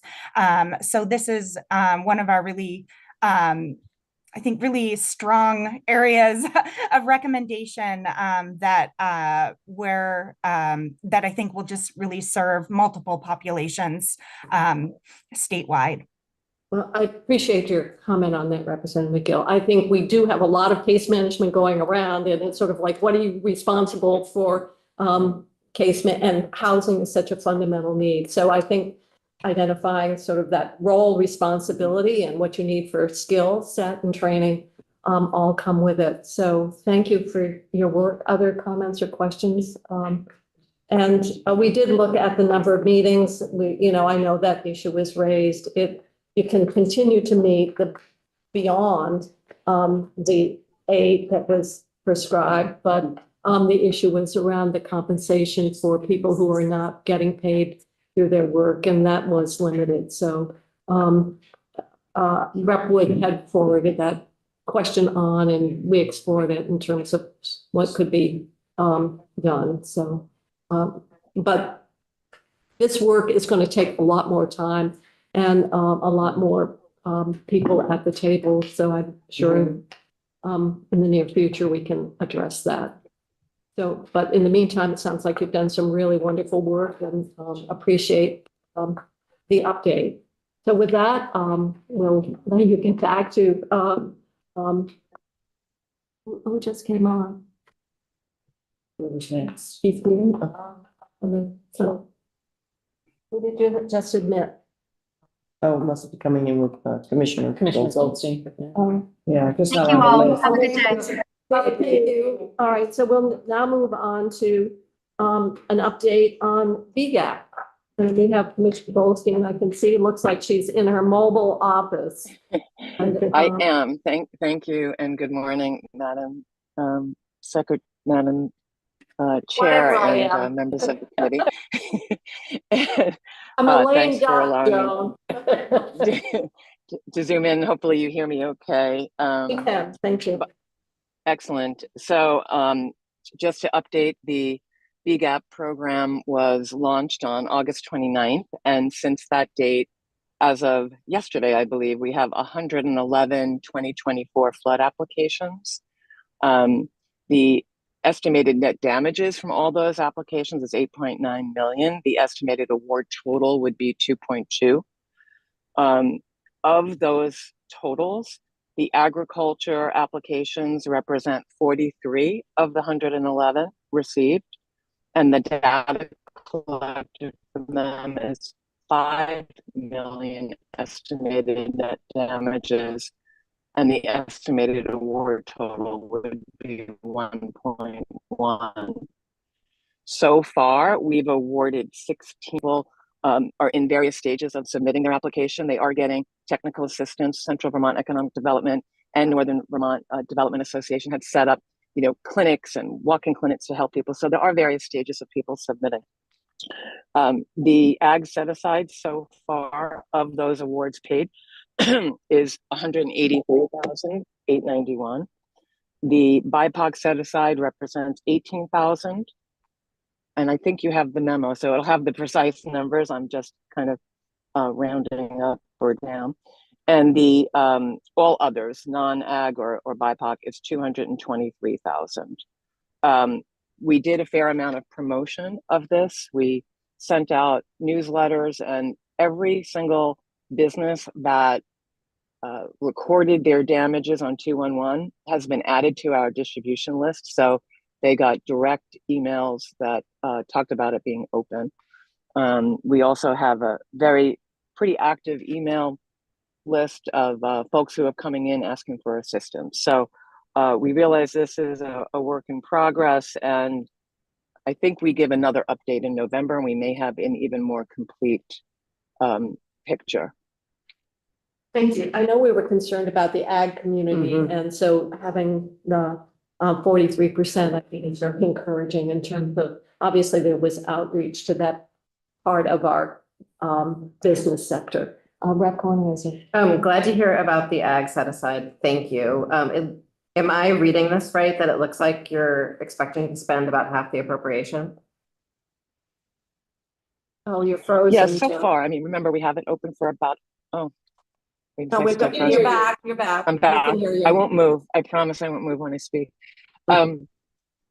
So we expect more applications. To give you an idea, the Central Vermont Economic Development Corporation has about 100 appointments.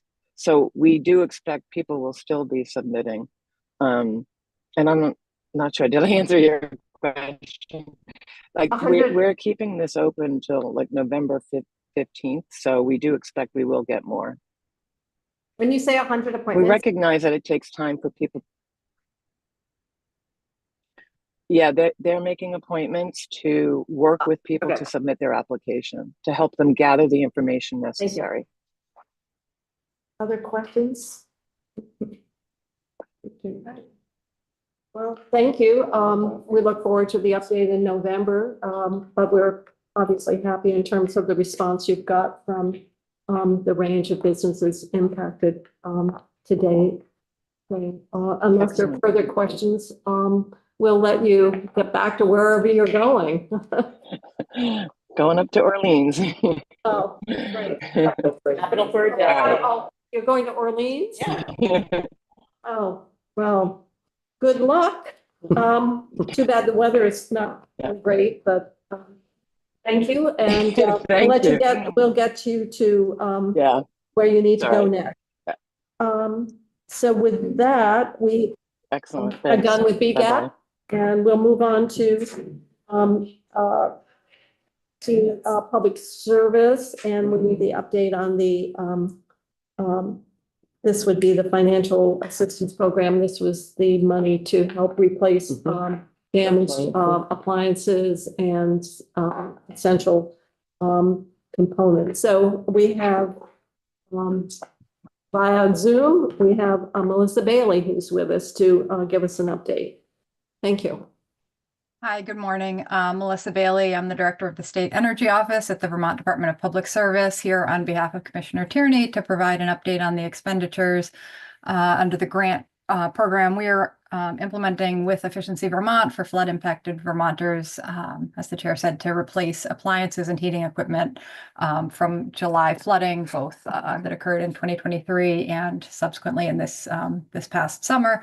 As detailed in the memo that you have in your packet, as of the end of August, so this is August data, 273 residential households have been served through the program and received funding for 462 appliances and HVAC equipment, as well as water heating equipment. Total expenditures were just under 1.9 million, again, as the end of August. Expenditures that have come in since in September have increased to over 2 million for this program. And we will have updated numbers for you all in November at your meeting. And I'm happy to answer any questions. Yes. How is coordination going between this grant program and the grant program to help folks upgrade sort of their internal circuits and systems in order to accommodate new technologies? Sure. Yeah. There's close coordination. It's actually one grant agreement with Efficiency Vermont that deploys both sets of funding. So the additional 19 million that was authorized to do panel upgrades and upgrade home electrical services is being deployed at the same time. And Efficiency Vermont is essentially tapping into both buckets where appropriate for the home. Great, so the thank home you. electric, yeah. Rep. Wood? Thank you for this information. Could you describe a little bit your communication process with the long-term recovery committees that are helping residential folks who have been impacted by floods? What kind of communication do you have with them about the availability and application processes? So I'm not sure, are you referencing the VERT teams that are kind of being deployed through the utilities? No, so fact that you don't know what long-term recovery committee means. That, so like in my community, it's called CREW and other, Curve or something. right, most flood impacted communities have developed long-term recovery committees that are assisting individuals through FEMA processes, through application for state funding, for all of that kind of stuff. Are you having any direct communication with the long-term recovery committees? And if not, do you plan to? Well, I guess I would say I'm not aware of those efforts, but I should certainly look into that. And it may be something that Efficiency Vermont is keyed into as the program implementer here. I know there are efforts through the community action agencies to key people into the right buckets of funding that are available for recovery. And I know that some of the utilities also had those flood recovery efforts that they were coordinating. But I will make sure that we're communicating with all the right teams. Who is the administrative entity over those teams? The Creation state government. It's emergency management. Yeah, emergency management, and Doug is the state recovery officer. So, yeah, what I'm finding in my local, I have two in my area, is that they don't have they're not getting the information. So my point is, in order to get the information out, who would be the best point within state government, and would it be emergency management then to send out the information about this benefit that's available? Right. Because obviously the fund, your expenditure relative to the available funding is still That's very what I'm concerned low. about, right. And so it seems like there's greater potential. So, and to let people know that if they've actually already, taken out a loan or whatever to purchase the things, that they could get reimbursed for them. And so I'm just not sure. I don't want to be back in November and, you coming back and say, well, we spent, $3.2 million. I just think that I know that the need out there is greater than what's being reflected in these numbers. And so from my own two communities that have been impacted, I know that they have not had sufficient information. so if perhaps you could follow up with the head of emergency management, I've forgotten the gentleman's name. What? I'm the director. Oh, yeah, there you go. Yeah. There we go. All right, forget it. We've just been established. So you need to talk to make sure that the information's out. You want to move on the screen so Yeah. perhaps Director Bailey can see your face? Yeah. And meet each other? Oh. Are you? That's what you get for announcing your presence. So you have it accurate. So we do run the recovery. Yes, because you want to have us approve your grant. We can do both. 9 million. Chief Recovery I Officer. apologize, I couldn't remember your name, Eric, but it's sort of like, I'm still looking at Michael DeRushy over there, and we've been corresponding on He's been here a few more years than I. that building now in Peachum, so we've had a lot going on. So you want to just. Question about the efficiencies. So Doug Farnham and the Chief Recovery Officer and the Chief Recovery Officer's office are running that, but we have at VEM the recovery section, but also Jason Gosling at AHS does a lot of the individual assistance. So VEM mostly does public assistance towns, whereas AHS does the individual assistance, which is the long-term recovery groups, those entities out helping individuals. So I can connect Melissa with them. That would be great, thank you. That'd be great, thank you. Would you like me to knock out the other thing while I'm here? You just want us to approve it, of course. I would love to explain it and say why. Why don't you stay right there, because we're going into grants next. And Melissa, do you have anything else that you want to offer us other than, we still know that we think the need is much greater than the expenditures would suggest. Senator Perch. Can I just ask a quick question on the retroactivity? Melissa, like, so if somebody in Rep Wood's example didn't know about the program made put in, because they needed to have, hot water, so they put in a hot water heater, can they then reach out to Efficiency Vermont and retroactively get assistance? Forgot his name. Not that, no, I don't think that retroactivity is currently being allowed. I would have to double check the grant agreement. Yeah. And it's discouraging to hear that potentially the word is not out. I do think the projections that we've heard are that a significant portion of the funds will be expended. And as I mentioned, these are numbers as of the end of August. Efficiency Vermont's reporting they do expect to spend the bulk of the funds based on projects they have in the pipeline. So these are because they're investments in the home for equipment. They take several months and there's a lag there. So again, the actual numbers we expect by the end of the year will be significantly higher. And we are in communications with the Chief Recovery Officer, Doug, about spending levels and pace of spending. So it was a $10 million. Yeah. So I guess I would say, in following up to Senator Perschlick, if some people need to move ahead faster than state government moves because their lives are dependent on it. And if they have, I know through the regular Efficiency Vermont programs, you can purchase your refrigerator and you can get the rebate afterwards. And I'm just really not clear why that would not apply to people who've gone through a disaster. I will double check on the specificity in the grant agreement and check with Efficiency Vermont. I believe that they're encouraging folks to call them initially to essentially reserve those rebate amounts. But I will check on whether they're allowing for retroactivity and certainly provide that detail in November. Okay, that would be helpful. Yes. Any other comments or questions? Thank you. Okay. So, Melissa, you're not here for anything else on the agenda, I don't think. So at this point, we'll move on to, I know I'm skipping around, but since Eric was up here, we're going to move to grant number 3218, which is a $1.9 million grant. FEMA for the repair and replacement of disaster damaged facilities. So if you would just give us a little brief presentation, and then this is an action item, so we'll have to vote approval.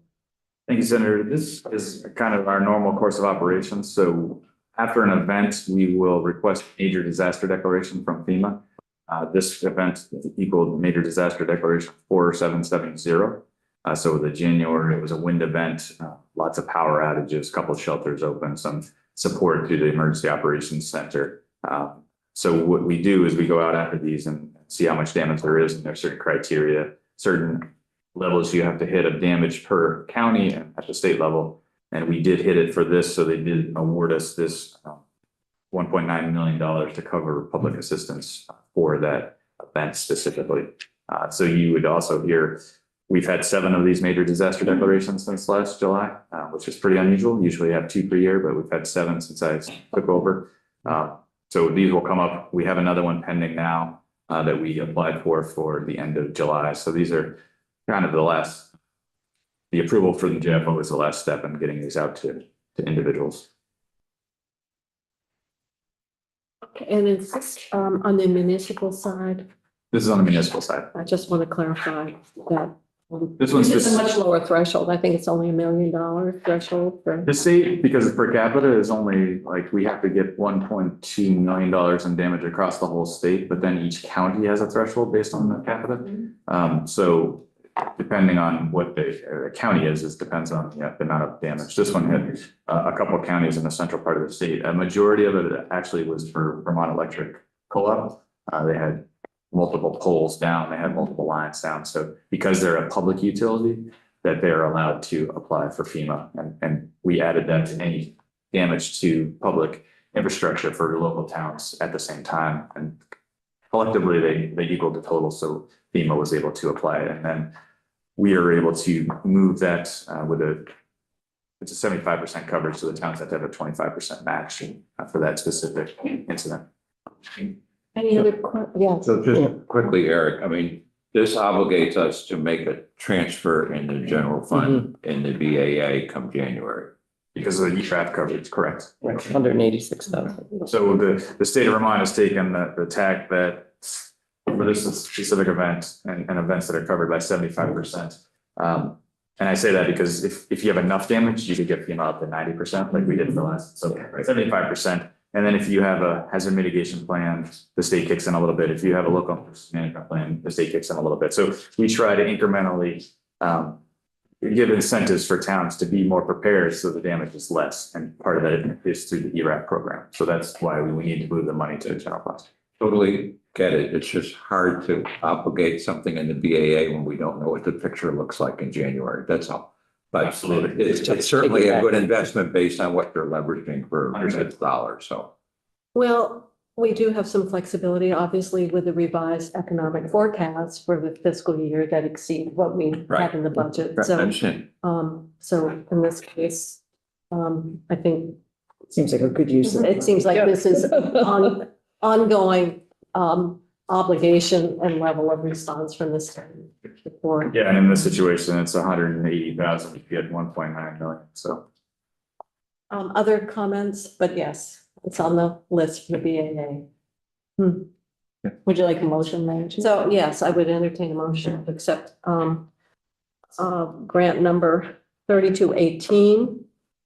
I will move to accept grant in the amount of $1,936,734 to the Department of Public Safety from FEMA for repair and replacement of disaster damaged facilities during the January 9 through 13, 2024 storm in Chittenden, Essex, Franklin, Lamoille, and Orleans counties.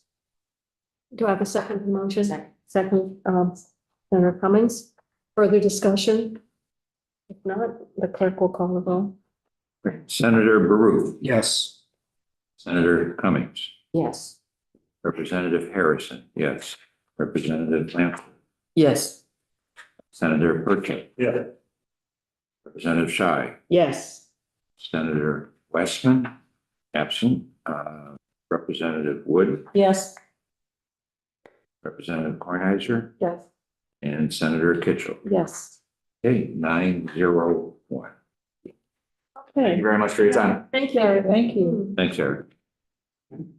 So now we'll go back to, grant number 3214, that's Public Safety, Division of Fire Safety, and it's for 150,000. Good morning, I'm Michael Skaz. I'm the Chief of Training with the Vermont Fire Academy within the Department of Public Safety. This is a federal grant program through the U.S. Department of Labor. It's a community project funding grant that is funded through congressionally directed spending that was initiated by Senator Sanders. This provides $150,000 of federal funding in support of the Vermont State Firefighters Association Cadet Academy, which is a week-long summer program for youth to introduce them to firefighting, which has proven to be a pretty successful recruitment tool. And we sure need volunteers. Tender ones like that. Yeah, right, me too. This is, this Closes are heavy. This exposes our youth to all the opportunities in the fire service, both as a career or as a community volunteer. There's no match, and the award goes to the Department of Public Safety. And we have, for nearly 2 decades, partnered with the Vermont State Firefighters Association to support this program. So it's essentially a pass-through where they would be the sub-grantee. Okay, questions? Yes, Rep. Wood, and then. I'm just curious, how do local communities find out about this training program, you know, to encourage youth to apply? Certainly, they market to the local fire departments who then do local marketing. We are also working with them to push information into the schools through guidance counselors and avenues like that. Social media advertising to catch the eye of the young participants. What's the take-up rate of cadets? An average participant number is anywhere from 30 to 40 per year. And I think there were 30 this year. Harrison. That was my question. Thank you. Oh. Glad I could read your mind. So I'll entertain a motion. Firstly, You want a motion? I would like one. All right. Well, Well, I will give you one. I move to accept a grant of $150,000 to the Department of Public Safety from the U.S. Department of Labor to support the administration and operation of the Vermont State Firefighters Association Cadet Academy. Second. Senator Cummings. Further discussion? If not, the clerk will call the roll. Senator Baruth, Yes. Senator Cummings, Yes. Representative Harrison, yes. Representative Blanford, Yes. Senator Perchik. Yes. Representative Shy, Yes. Senator Westman, absent. Representative Wood, Yes. Representative Kornheiser. Yes. And Senator Kitchell. Yes. 9-0-1. Thank you. Now we're moving on to number 3215. Richard Hollenbeck is here to explain this request to us, which involves a limited position. Good morning. For the record, Richard Hollenbeck, the Director of Finance and Administration at Public Safety. I've also brought Brenda Bucher today, who supervises the audit team, which is where this position is badly needed. Approximately a year ago, this committee approved 3 new grant management positions and 1 hazard mitigation planner position for public safety. These were positions that were needed to sort of balance the playing field between the program side staff and the financial staff that gets the grants out, who were having a bottleneck of not enough administrative people to get the funding out to the communities. Now that we have those positions, I recognize that there's a second bottleneck that we have just down the line from that in our audit staff, because we have a requirement to monitor our pass-through wards based on Fed and state requirements. And what we try to do at Public Safety is do mostly pre-award monitoring, which sets up our subrecipients for success in the grant program. It all starts with a risk assessment, and that depending on the applicant's response to those risk assessments, we note whether or not they have the structure and policies and procedures in place to receive the award funding. If they don't, these auditors will do the pre-award monitoring, ensure that they have what they need to be successful. And so we do recognize the importance of these monitors and that they're holding up funding. So we put them at the head of the line and to ensure that we keep the funding moving to the communities. But still, with only 2 auditors, it can still sometimes bottleneck. So we'd like to add 1 additional FTE to the audit team and we dedicate that to these pre-award monitors and disaster funding in general. The position would be funded by the management costs that we receive as a percentage of each disaster. Thank you. What happens on July 15th, 2027, when the funds run out to this position? So I don't expect the funds to run out by then. I mean, as Director Fry mentioned, we had 7 disasters within the last year. They don't seem to be slowing down. So I'd expect that we'll continue to receive this management costs associated with each disaster to fund the position as long as it needs. Now,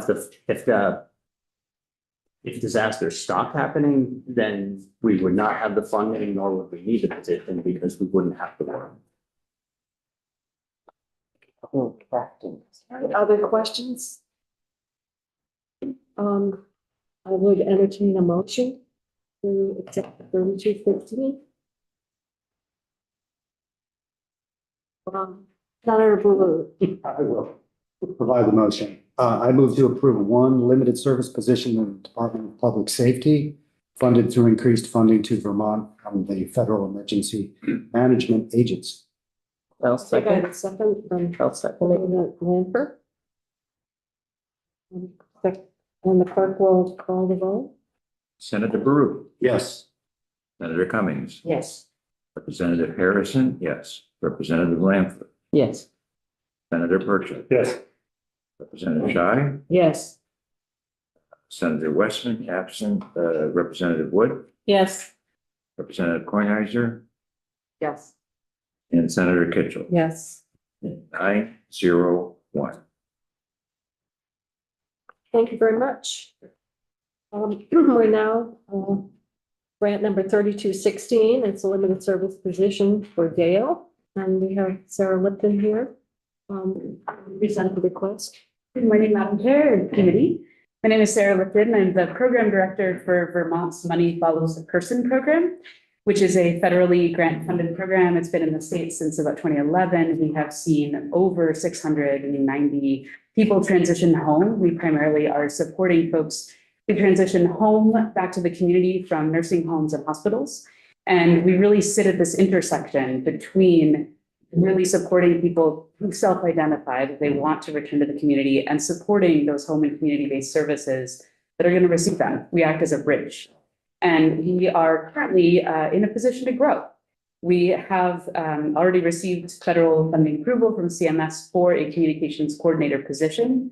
We've spent the summer going to, I think, already 30 different skilled nursing facilities. We have many, many relationships we're trying to build with the hospitals and all the case management agencies. And right now we're a very small team.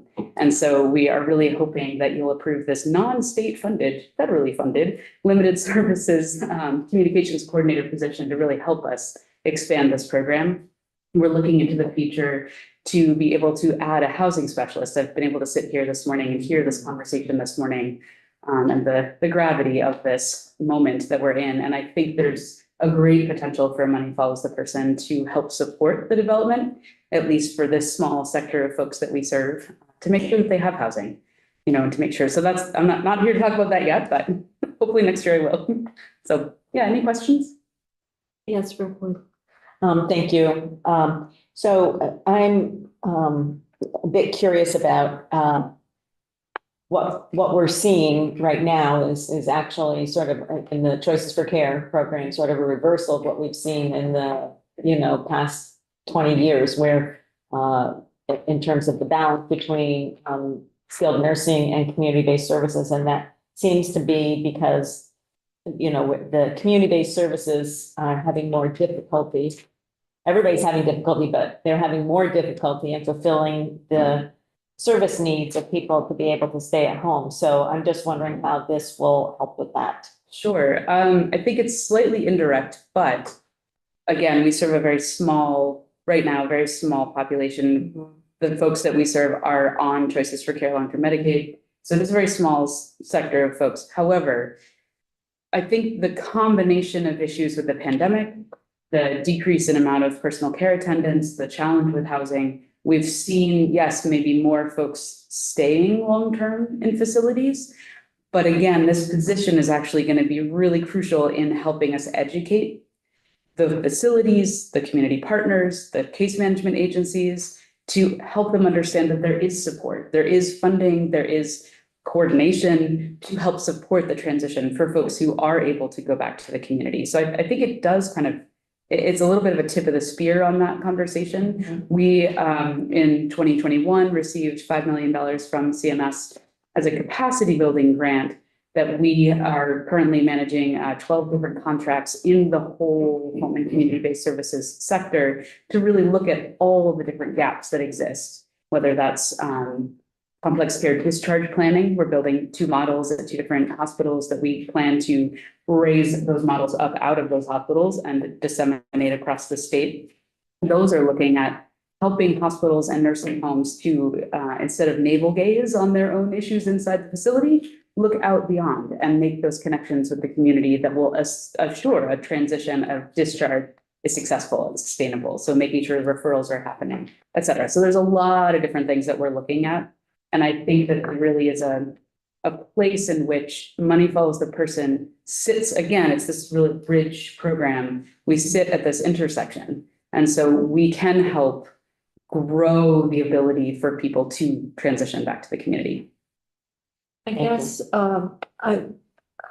maybe I'm having the same thought as Representative Wood. We have all these different things. We have SASH that's been created. We've had, shift the balance from nursing home to home and community-based care. We have a state policy around home and community-based. And this has been around a long time. It seems like, well, what are we communicating now that shouldn't have been part of sort of this larger delivery system to support individuals in their homes that hasn't occurred before in the last decade, I guess, is what we're kind of getting at. What's new? Yeah. It's new. I'm not sure I'm the best person to speak to it because I've only been in the program for a year. So I'm still learning myself. I did formerly run a senior center and a Meals on Wheels program, so I know there's some of the newness that we see there is more conversation, coordination, engagement happening across the different HCBS services. The contracts that we manage, a lot of the work they're doing, for instance, Howard Center in Chittenden County, they have grown from just the elder care clinician work where they have, that's Dale funded, it's not through my program, but they really are specifically focused on. But you're part of Dale. Yes, we're within the adult services division at Dale. But the elder care clinician work is really going into the home, and our contract with Howard is they're developing through that work a community wellness team. So the person who's actually doing that work is working with staff, working with Cathedral Square, working with AgeWell and I forget the name of the community action network up there. But sort of building a model, again, it's model building around how to ensure coordination, how to ensure that those conversations aren't being dropped and lost, and that we're breaking down the silos. That's really a lot of the work happening through our contracts to make sure that what you're saying is actually happening. I guess it gets back to how we define who's the case manager and what they're responsible for doing. How many case managers do we need? Well, we need to for- coordinate the case manager. That's right, we have case management, we're the case manager. And that gets back to something that I've felt has been necessary, and that is we have a system to assign a lead case manager, just like we have a primary care medical home. And we have everybody saying, I'm the case manager, but it's for my little package of services. Somebody's got to be responsible for the overall progress and well-being of that particular individual. So to me, this is something that really ties into a larger conversation, or are we just overlaying something on top of something else? And that you've been there only a year, some of us have been around many more. And so you can hear what we're talking about. And this gets into really the issue around how effectively and efficiently we are deploying the resources and the case management resources that are already being funded and in place for certain populations. And you're part of Dale, and that really is part of Dale's mission. You're one piece of it. So the flexibility that comes with money following the person is a wonderful resource, but it should be part of that overall case management plan. So with that, do I have a motion to accept this money? Can I ask a quick question? Oh, yes, I Jeanette. wanted to ask the same question Thank you. I asked last time, which is what happens at 7/1 and 27? So we are, every year, the way that CMS operates our funding, we, every January, February, we submit our annual, it's a calendar year annual budget. And the this past round, we're now funded through 2028. And so I anticipate that in the early part of next year, we will be funded through 2029. So they kind of keep extending it. I know there was a period, I believe it was 2017, 2018, where they weren't sure there was going to be an extension. And so the program kind of paused. We didn't do any transitions that year. Ever since 2019, we've had a 5-year to 3-year extension of funding. So there's a bill on the House floor federally that is, if it ever gets moved through, will potentially create permanency for MFP, for money follows the person. So we're hopeful that there's a path towards permanency for the program. Well, it's been around a long time. I know. So maybe there's a track record. But I think what we're expressing, oftentimes the long-term plan is, well, you just come back and this, be made into the state budget. And that needs to be part of that calculus. But obviously you won't need a coordinated position if the money follows the person ceases to exist or gets subsumed in some other, as we're looking at our healthcare reform initiatives. Right. So, Madam Chair, I'll make a motion. Thank you. For authorizing grant number 3216 for one limited service position to AHS, Department of Disabilities, Aging and Independent Living, for a communications coordinator 2 for the Money Follows the Person program. Okay, second, Second. all right, Representative Shaw. Then, we'll have the clerk call a roll. Senator Baruch, Yes. Senator Cummings, Yes. Representative Harrison, yes. Representative Lanford, Yes. Senator Perchik. Yes. Representative Shy, Yes. Senator Senator Westman absent, Representative Wood, Yes. Representative Kornheiser. Yes. And Senator Kitchell. Yes. The vote is 9-0-1. Okay, thank you. Thank you very much. Thank you. Well, now we're moving on to 3217. And, we have this is, a limited service position. And we have Keith Williams. Yes. Yeah, line. Online. He's on Zoom. Yes, good morning. On Zoom, okay. Good morning. We can't see you. Have you let him in?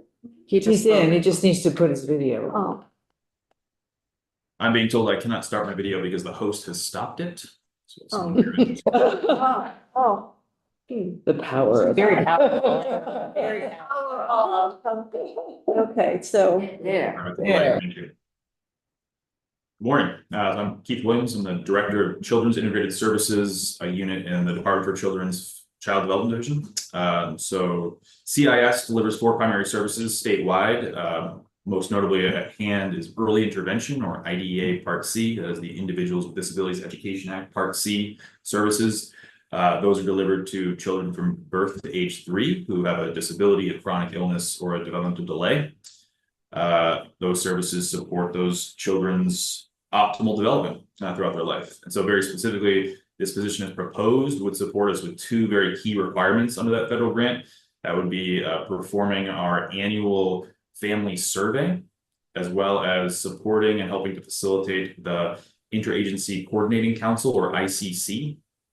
And that is a key body required by the grant, made up of family representatives as well as provider representatives, that advises the states on delivering IDEA Part C services as well as early childhood services generally. And you've answered the question. The intent is to renew the position as long as the grant funds continue. So, Yes, ma'am. So it exists now, it's not a new. no, That's what I was gonna ask, is this, do you currently have a position? We do not have the position now. that's what they're asking. I Yeah, guess I was what just you're wondering if there saying was is a- they would an renew it. extension, yeah. They would extend it only if the funds are available. So this has been, I mean, CIS is something that's been, the Part C has been in operation for many, many years. Did the feds make additional resources available that you applied for? Who was doing this before? Because these are duties that were required previously. Yes, these are current and existing duties. We've tried various iterations. At one point, this position was contracted with community agency. For a period of time, we had a state of Vermont temporary position at 24 hours per week. That was insufficient to do these goals. Our current team does not have the means to do this well. Representative Sean? Yes, so if you don't have this position now and you're hoping to renew it, if the grant fund, are you gonna be able to find somebody to do exactly this job? As I mentioned, we did have an individual in a state of Vermont temporary position as recently as last year. She was wonderful, but was limited in pay, hours, and benefits, and we lost her. So I'm reasonably confident we can find someone else. Maybe she'd like to come back. For another year? For another year. Well, as long as the federal grant, and this has been around, right? Or. Yes, this grant has been in existence under this name since 1990. To my knowledge, no state has ever lost this grant. Okay, well, that's helpful, thank you. Other questions?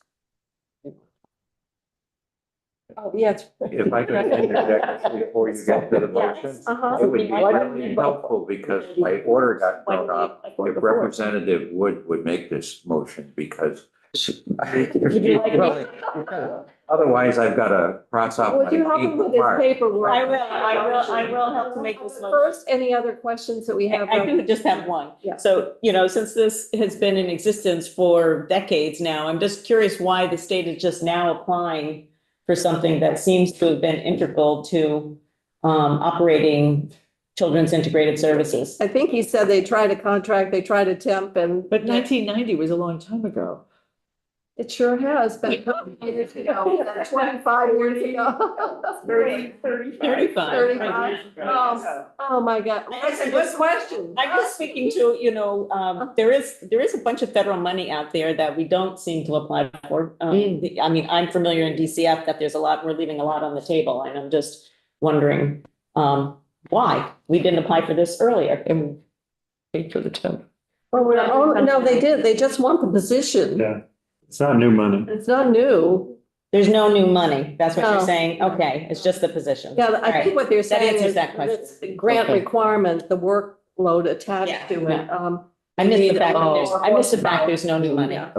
Okay, all right, so, Are you with me? I'm with you now. Okay. So, I move that we authorize grant number 3217 or, application, I guess it's not a grant, for one limited service position at AHS, Department for Children and Families, as a community service specialist, to work in the outreach requirement for grants for infants and families with disabilities program.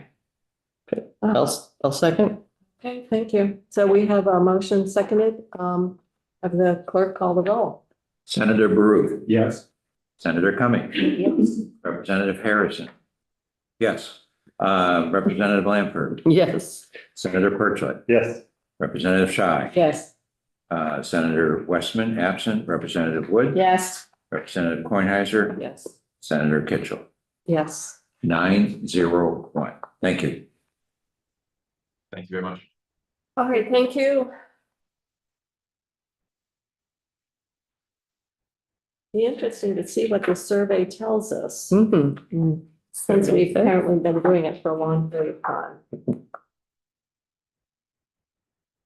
Yes, ma'am. Nighttime reading, huh? All right, so now we'll move on to number 3219, which is $1 million grant from the Environmental Protection Agency to the Agency of Human Services, Department of Health. So we have Jared Ulmer and Megan Hope here, all from the Department of Health. So I don't know which one of you wants to present the grant and put background around what it will do. So I'll leave it up to Jared and Megan to decide how you want to proceed with the presentation. Good morning. This is Jared Ulmer. I'll start at least. I am the Climate and Health Program Manager at the Department of Health. And Megan is here from our business office as well.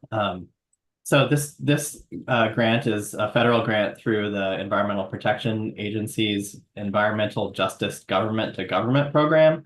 This is a pre-existing program that was substantially expanded through the Inflation Reduction Act, and it's designed to support governmental agencies to have a contractual partnership with community-based organizations to support addressing environmental and public health concerns in disproportionately affected communities. So for this project, we are partnering with the Champlain Valley Office of Economic Opportunity, and the large majority of the funds will pass through a sub-grant to CVOEO to implement the project with support from the health department in terms of training and technical assistance and grant administration. The funding will primarily be used to expand CVOEO's existing community ambassador program. This is a program that identifies community representatives in the various cultural and linguistic communities in the Burlington and Winooski areas primarily, that can provide support to immigrant, refugee, asylee households to support primarily right now kind of financial and housing related topics. This funding will go to support expanding the size of the program and the scope to be able to support environmental justice topics broadly, and specifically for this project to address home environmental health and energy efficiency concerns in the community. So the basic project will be that community ambassadors will recruit 5 to 10 participants in probably 9 different language groups and work with those participants to learn about their concerns and their needs related to healthy housing and energy efficiency inside their homes, and then develop a response, a series of workshops that would offer coaching or service referrals, supplies, or other supports, to be determined based on the needs to help address some of those health and energy efficiency concerns. The big focus of the project will be to work with participants and if they own their property directly with them, but if they're a renter, with their property owner or landlord, to offer more detailed in-home environmental health and energy efficiency assessments, and then provide subsequent remediation services in those homes. There will also be some community engagement that goes beyond some of these housing related concerns to explore what other environmental justice concerns are high priority and need attention in these communities, and then to eventually develop a community environmental justice action plan. And we'll also be partnering with the University of Vermont to support evaluation on this project. And the things that we're really interested in evaluating are how effective the program services actually are, and how they can be sustained and potentially expanded to other parts of the state. Happy to answer any questions. I think we're going to get back to our original concern, and that's we're starting a new program and it's going to be grant, and there's desire to expand it. I guess inherent in this is if the grant would go away, would in fact this be a priority, and the Department of Health would be willing to continue the support, because we've encountered a number of grant programs that have gone out, and then the minute the funding goes away, we on the Appropriations Committee and in the public hearings get requests for funding. I believe Howard, for example, had a program. We had Empty Arms with another program. And what we have is an expectation that once the grant money goes, that somehow this is something that comes in to be supported by the state budget.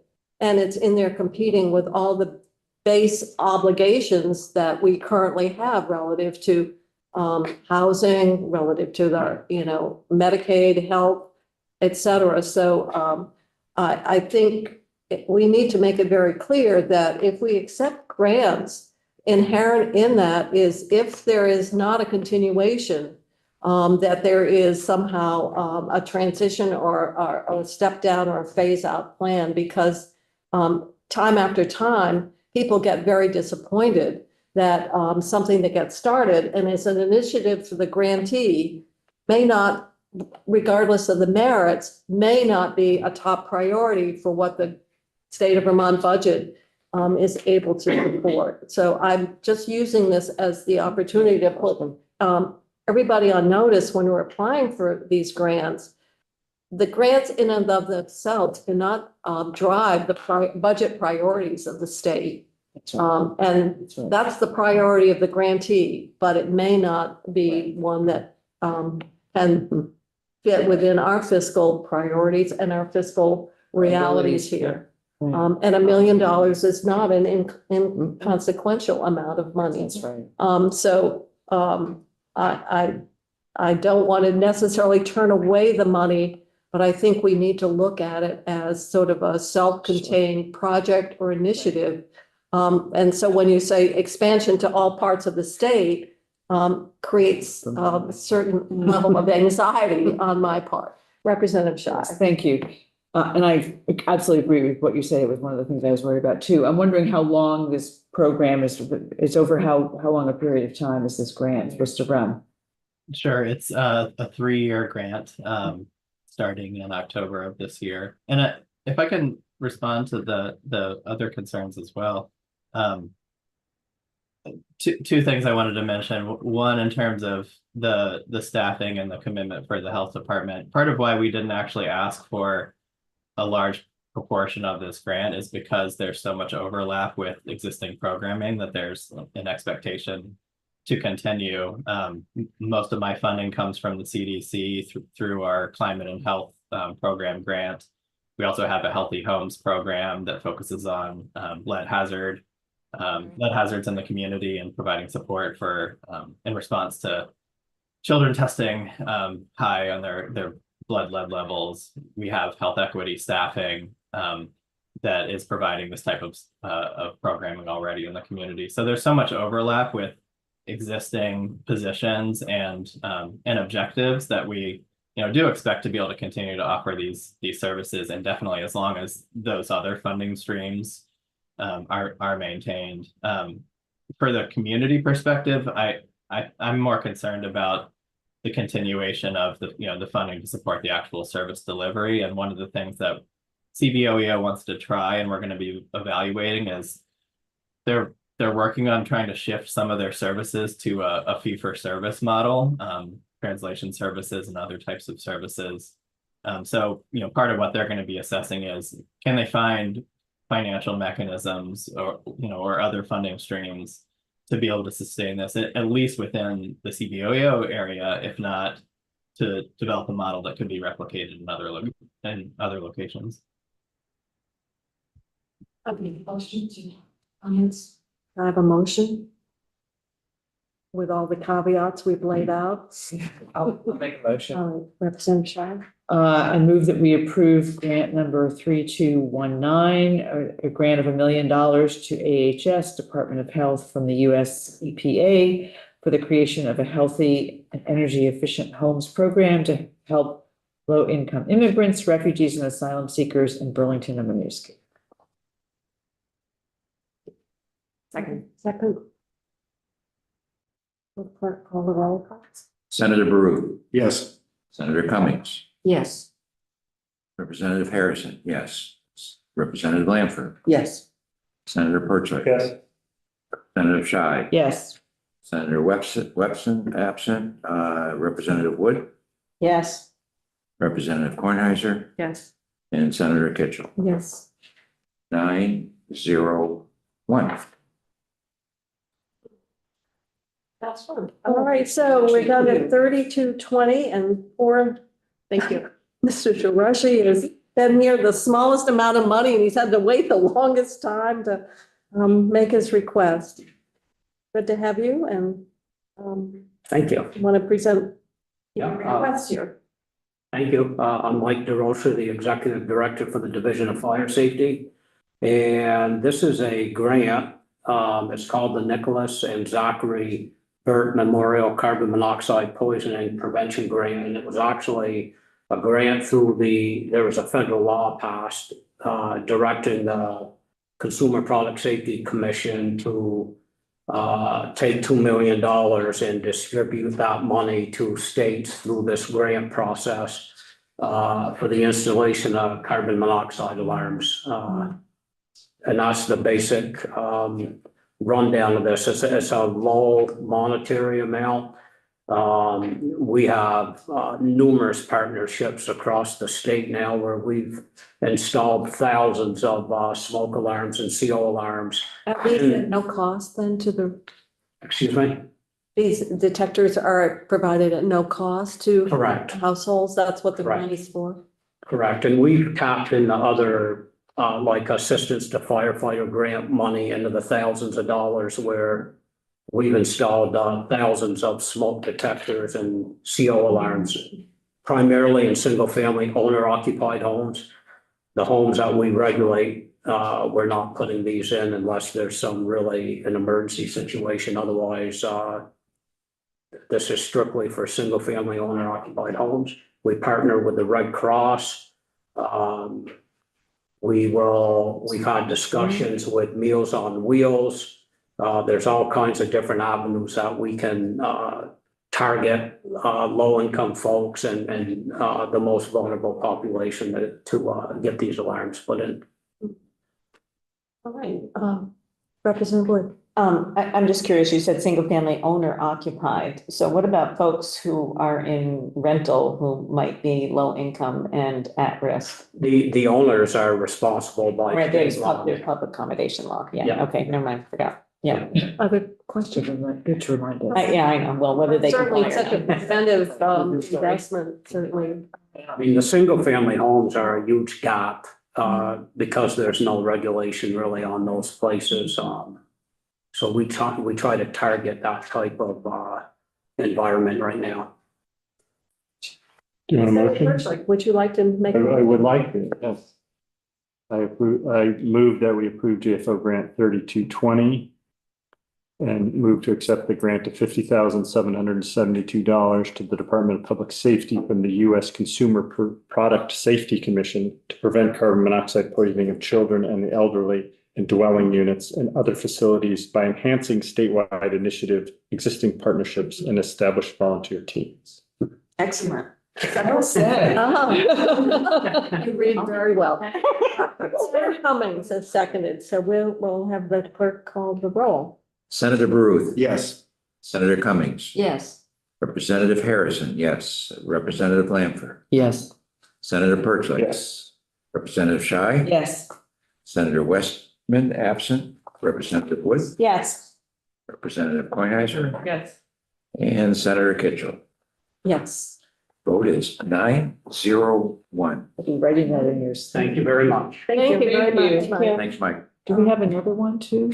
We do. Is that Approve motion revenue. Well, there's a revenue contract that's- that I'm showed bringing up on, that. oh, It's you're on- bringing that. Okay, it's showing up on a, okay, yeah. Yeah, so now we're down, it's only noon on 11:59.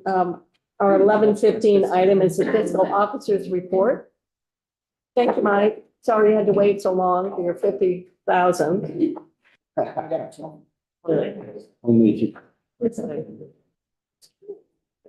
Good morning, still there.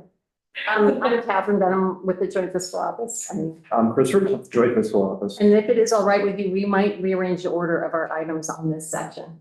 I'm gonna object. I'm just kidding. I'm kidding. Yes. Funny. What I'd like to start with is the revenue contract update, which is an action item, and Chris is taking the lead on this. I'm gonna let Chris. Good morning, barely everyone. Nice to see you all. In keeping with past practice, the Joint Fiscal Office is requesting the Joint Fiscal Committee to officially bless us moving forward with entering into a renewal of our revenue contract with Kvet Rockler and Associates. There is a two-page memo on today with your packets today that I'm not going to read through, but it just gives you some details of the process we followed and an overview of the cost structure. The memo looks exactly like what we brought before you all in September of 2019. To just give you a quick recap, the existing contract at the end of this month. In anticipation of that, we issued a request for a proposal. We left it open for a month. We advertised it both on the legislative websites and the main state website. We reached out to our contacts at NCSL to help spread the word. Also reached out to a few vendors that we know do this type of work nationally. We received 2 responses. The 3 of us who are on the cover of the memo evaluated those responses. And we felt that renewing with Kvet Rockler was the most responsive to our scope of work. And we would respectfully request your blessing to move forward with entering into that contract.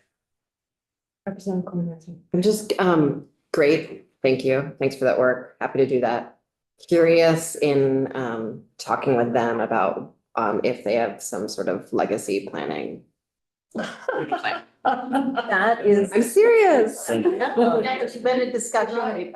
You might want to retire at some point. It was a topic I was going to bring up once we signed the contract. Okay, great. And, It is a shared concern. but yes, it's a concern. Thank you. I just like to make a comment. I was gonna ask you, because I've done this with auditors and not everybody in my old organization, there weren't people that did single audits, and so it's hard to get people.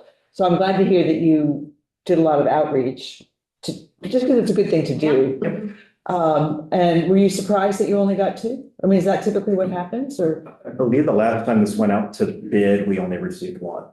Oh, it doubled. Yeah, so we're making progress, but we do, to your point, Representative Shy, which is very well taken. We will do anything we possibly can to try to have the most competitive process. It's good government. That's the right thing to do.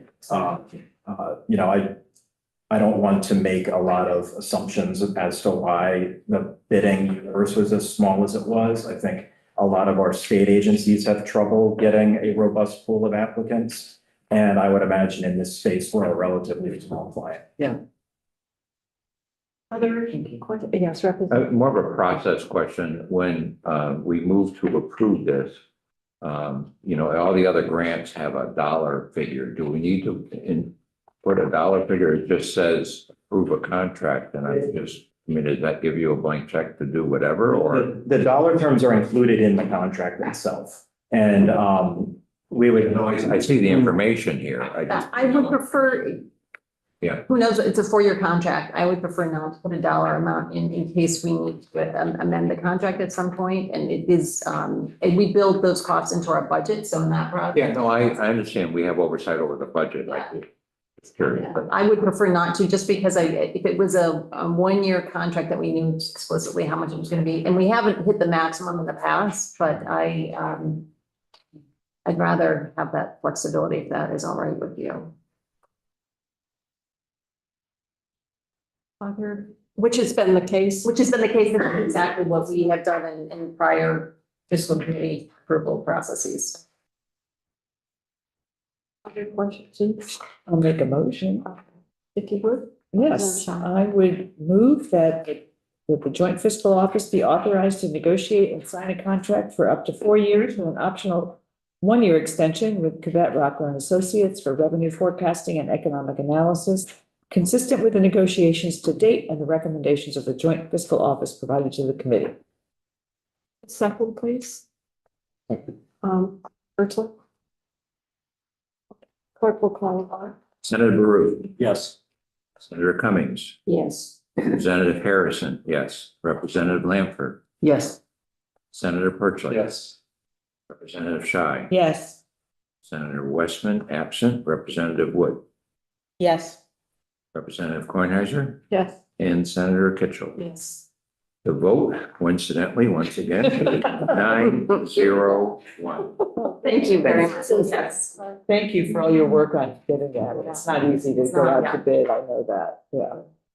If I might also just turn briefly to December, I think you heard from Douglas Farnham. We've talked about holding a tentative December date in case you need to come back.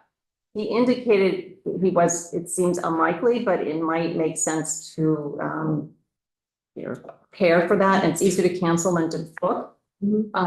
I don't know that an email has gone out to everybody, but Wednesday, December 4th is an all-member briefing day. I don't know if you all would want to tack it on at the end of that day. That might be one way to do it. That would work for you also. It'd probably be. I'll be out of town, so don't, Okay. yeah, just ignore me. And I'm out of office almost. No, you're still.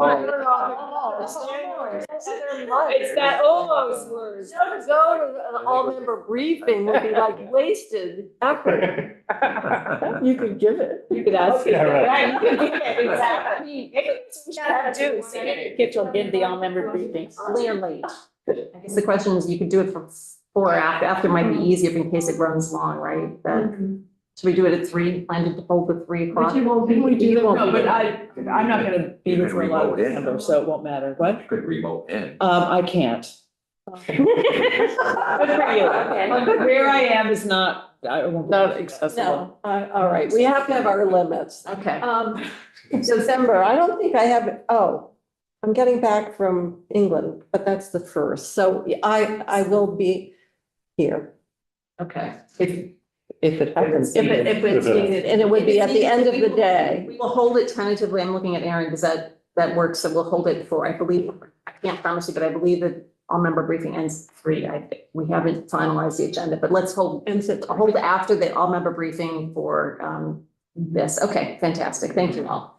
And then finally, I have my fiscal officer's report, which I'm not going to go through all of it. I'm going to touch briefly on a few items, mainly about the office. We are hiring for 2 positions. We have some good candidates. One is for the education fund. One is to replace the person I'm going to talk about in a minute, Joyce's position. So we have some good candidates on that, which has been great. We put out an RFP for energy consultants. We got 4 responses. We have not reviewed them yet internally, so that is to be determined, but that it's great to have gotten 4 responses on that particular one. And then the notable dates, the next meeting of this is November 6th. We've got a December 4th hold and, just for, as an FYI, the new member orientation is going to be the week before Thanksgiving, and then the all-member briefing will be that December 4th. We So, before Thanksgiving. that's what we're gonna hold. And then finally, what I, would like to take a moment and to just, talk a little bit about Joyce, who is retiring at the end of next week. And I want to, acknowledge her, talk about her, and then we have a little, after we adjourn the committee, we have some cookies and share. But I just want to mention that she, when she arrived in 2014, it was like manna from heaven. It's for those of us who are fiscal nerd type people. She's got great experience from the Social Security Administration and the Congressional Budget Office. And as many of you know, she's provided incredible analysis and testimony on so many different topics. It's been remarkable: demographics, labor, energy, climate change, economics, childcare. Paid taxes, paid family leave. She's really elevated our performance. Like she brought Residential worker program, she was right on the money with 60 million. Yeah. Remember that, Joyce? Talk about squishy data to work from, but She's really, and she brought skills that we did not have in-house, and she's really elevated our analysis, fresh insights. She's challenged us all to think differently. She's also been instrumental in changing our documents and helped create our uniform fiscal notes and issue briefs, help us try to communicate information more clearly. And that's been incredibly important, making more complex information accessible. I will also say on a personal note, she is always positive. She has perseverance and despite what's going on around her, and she smiles through it all, and she's generous and fun to be around. So I just want to, acknowledge that she's made us better. She's elevated our work product, and she's been a valuable team member. And she's retiring, and luckily she's not going very far because she's going to consult with us. So that's the upside to this. I just want to acknowledge that, but we're excited for her to have this new chapter, and I just wanted to express my gratitude for her work and for her.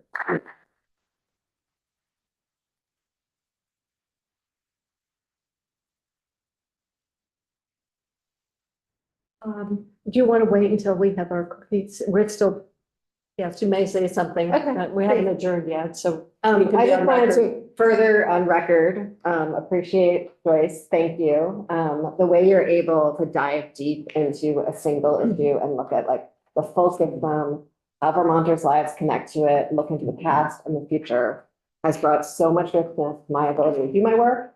I've seen myself in the data that you've put forward, and it's been an extraordinary pleasure. You make it more fun and more interesting and more understandable every day. Thank you. And I'm sure you'll get a lot more accolades over the cookies. Anything else? Otherwise, I would entertain a motion to adjourn. I'll make a motion, we adjourn.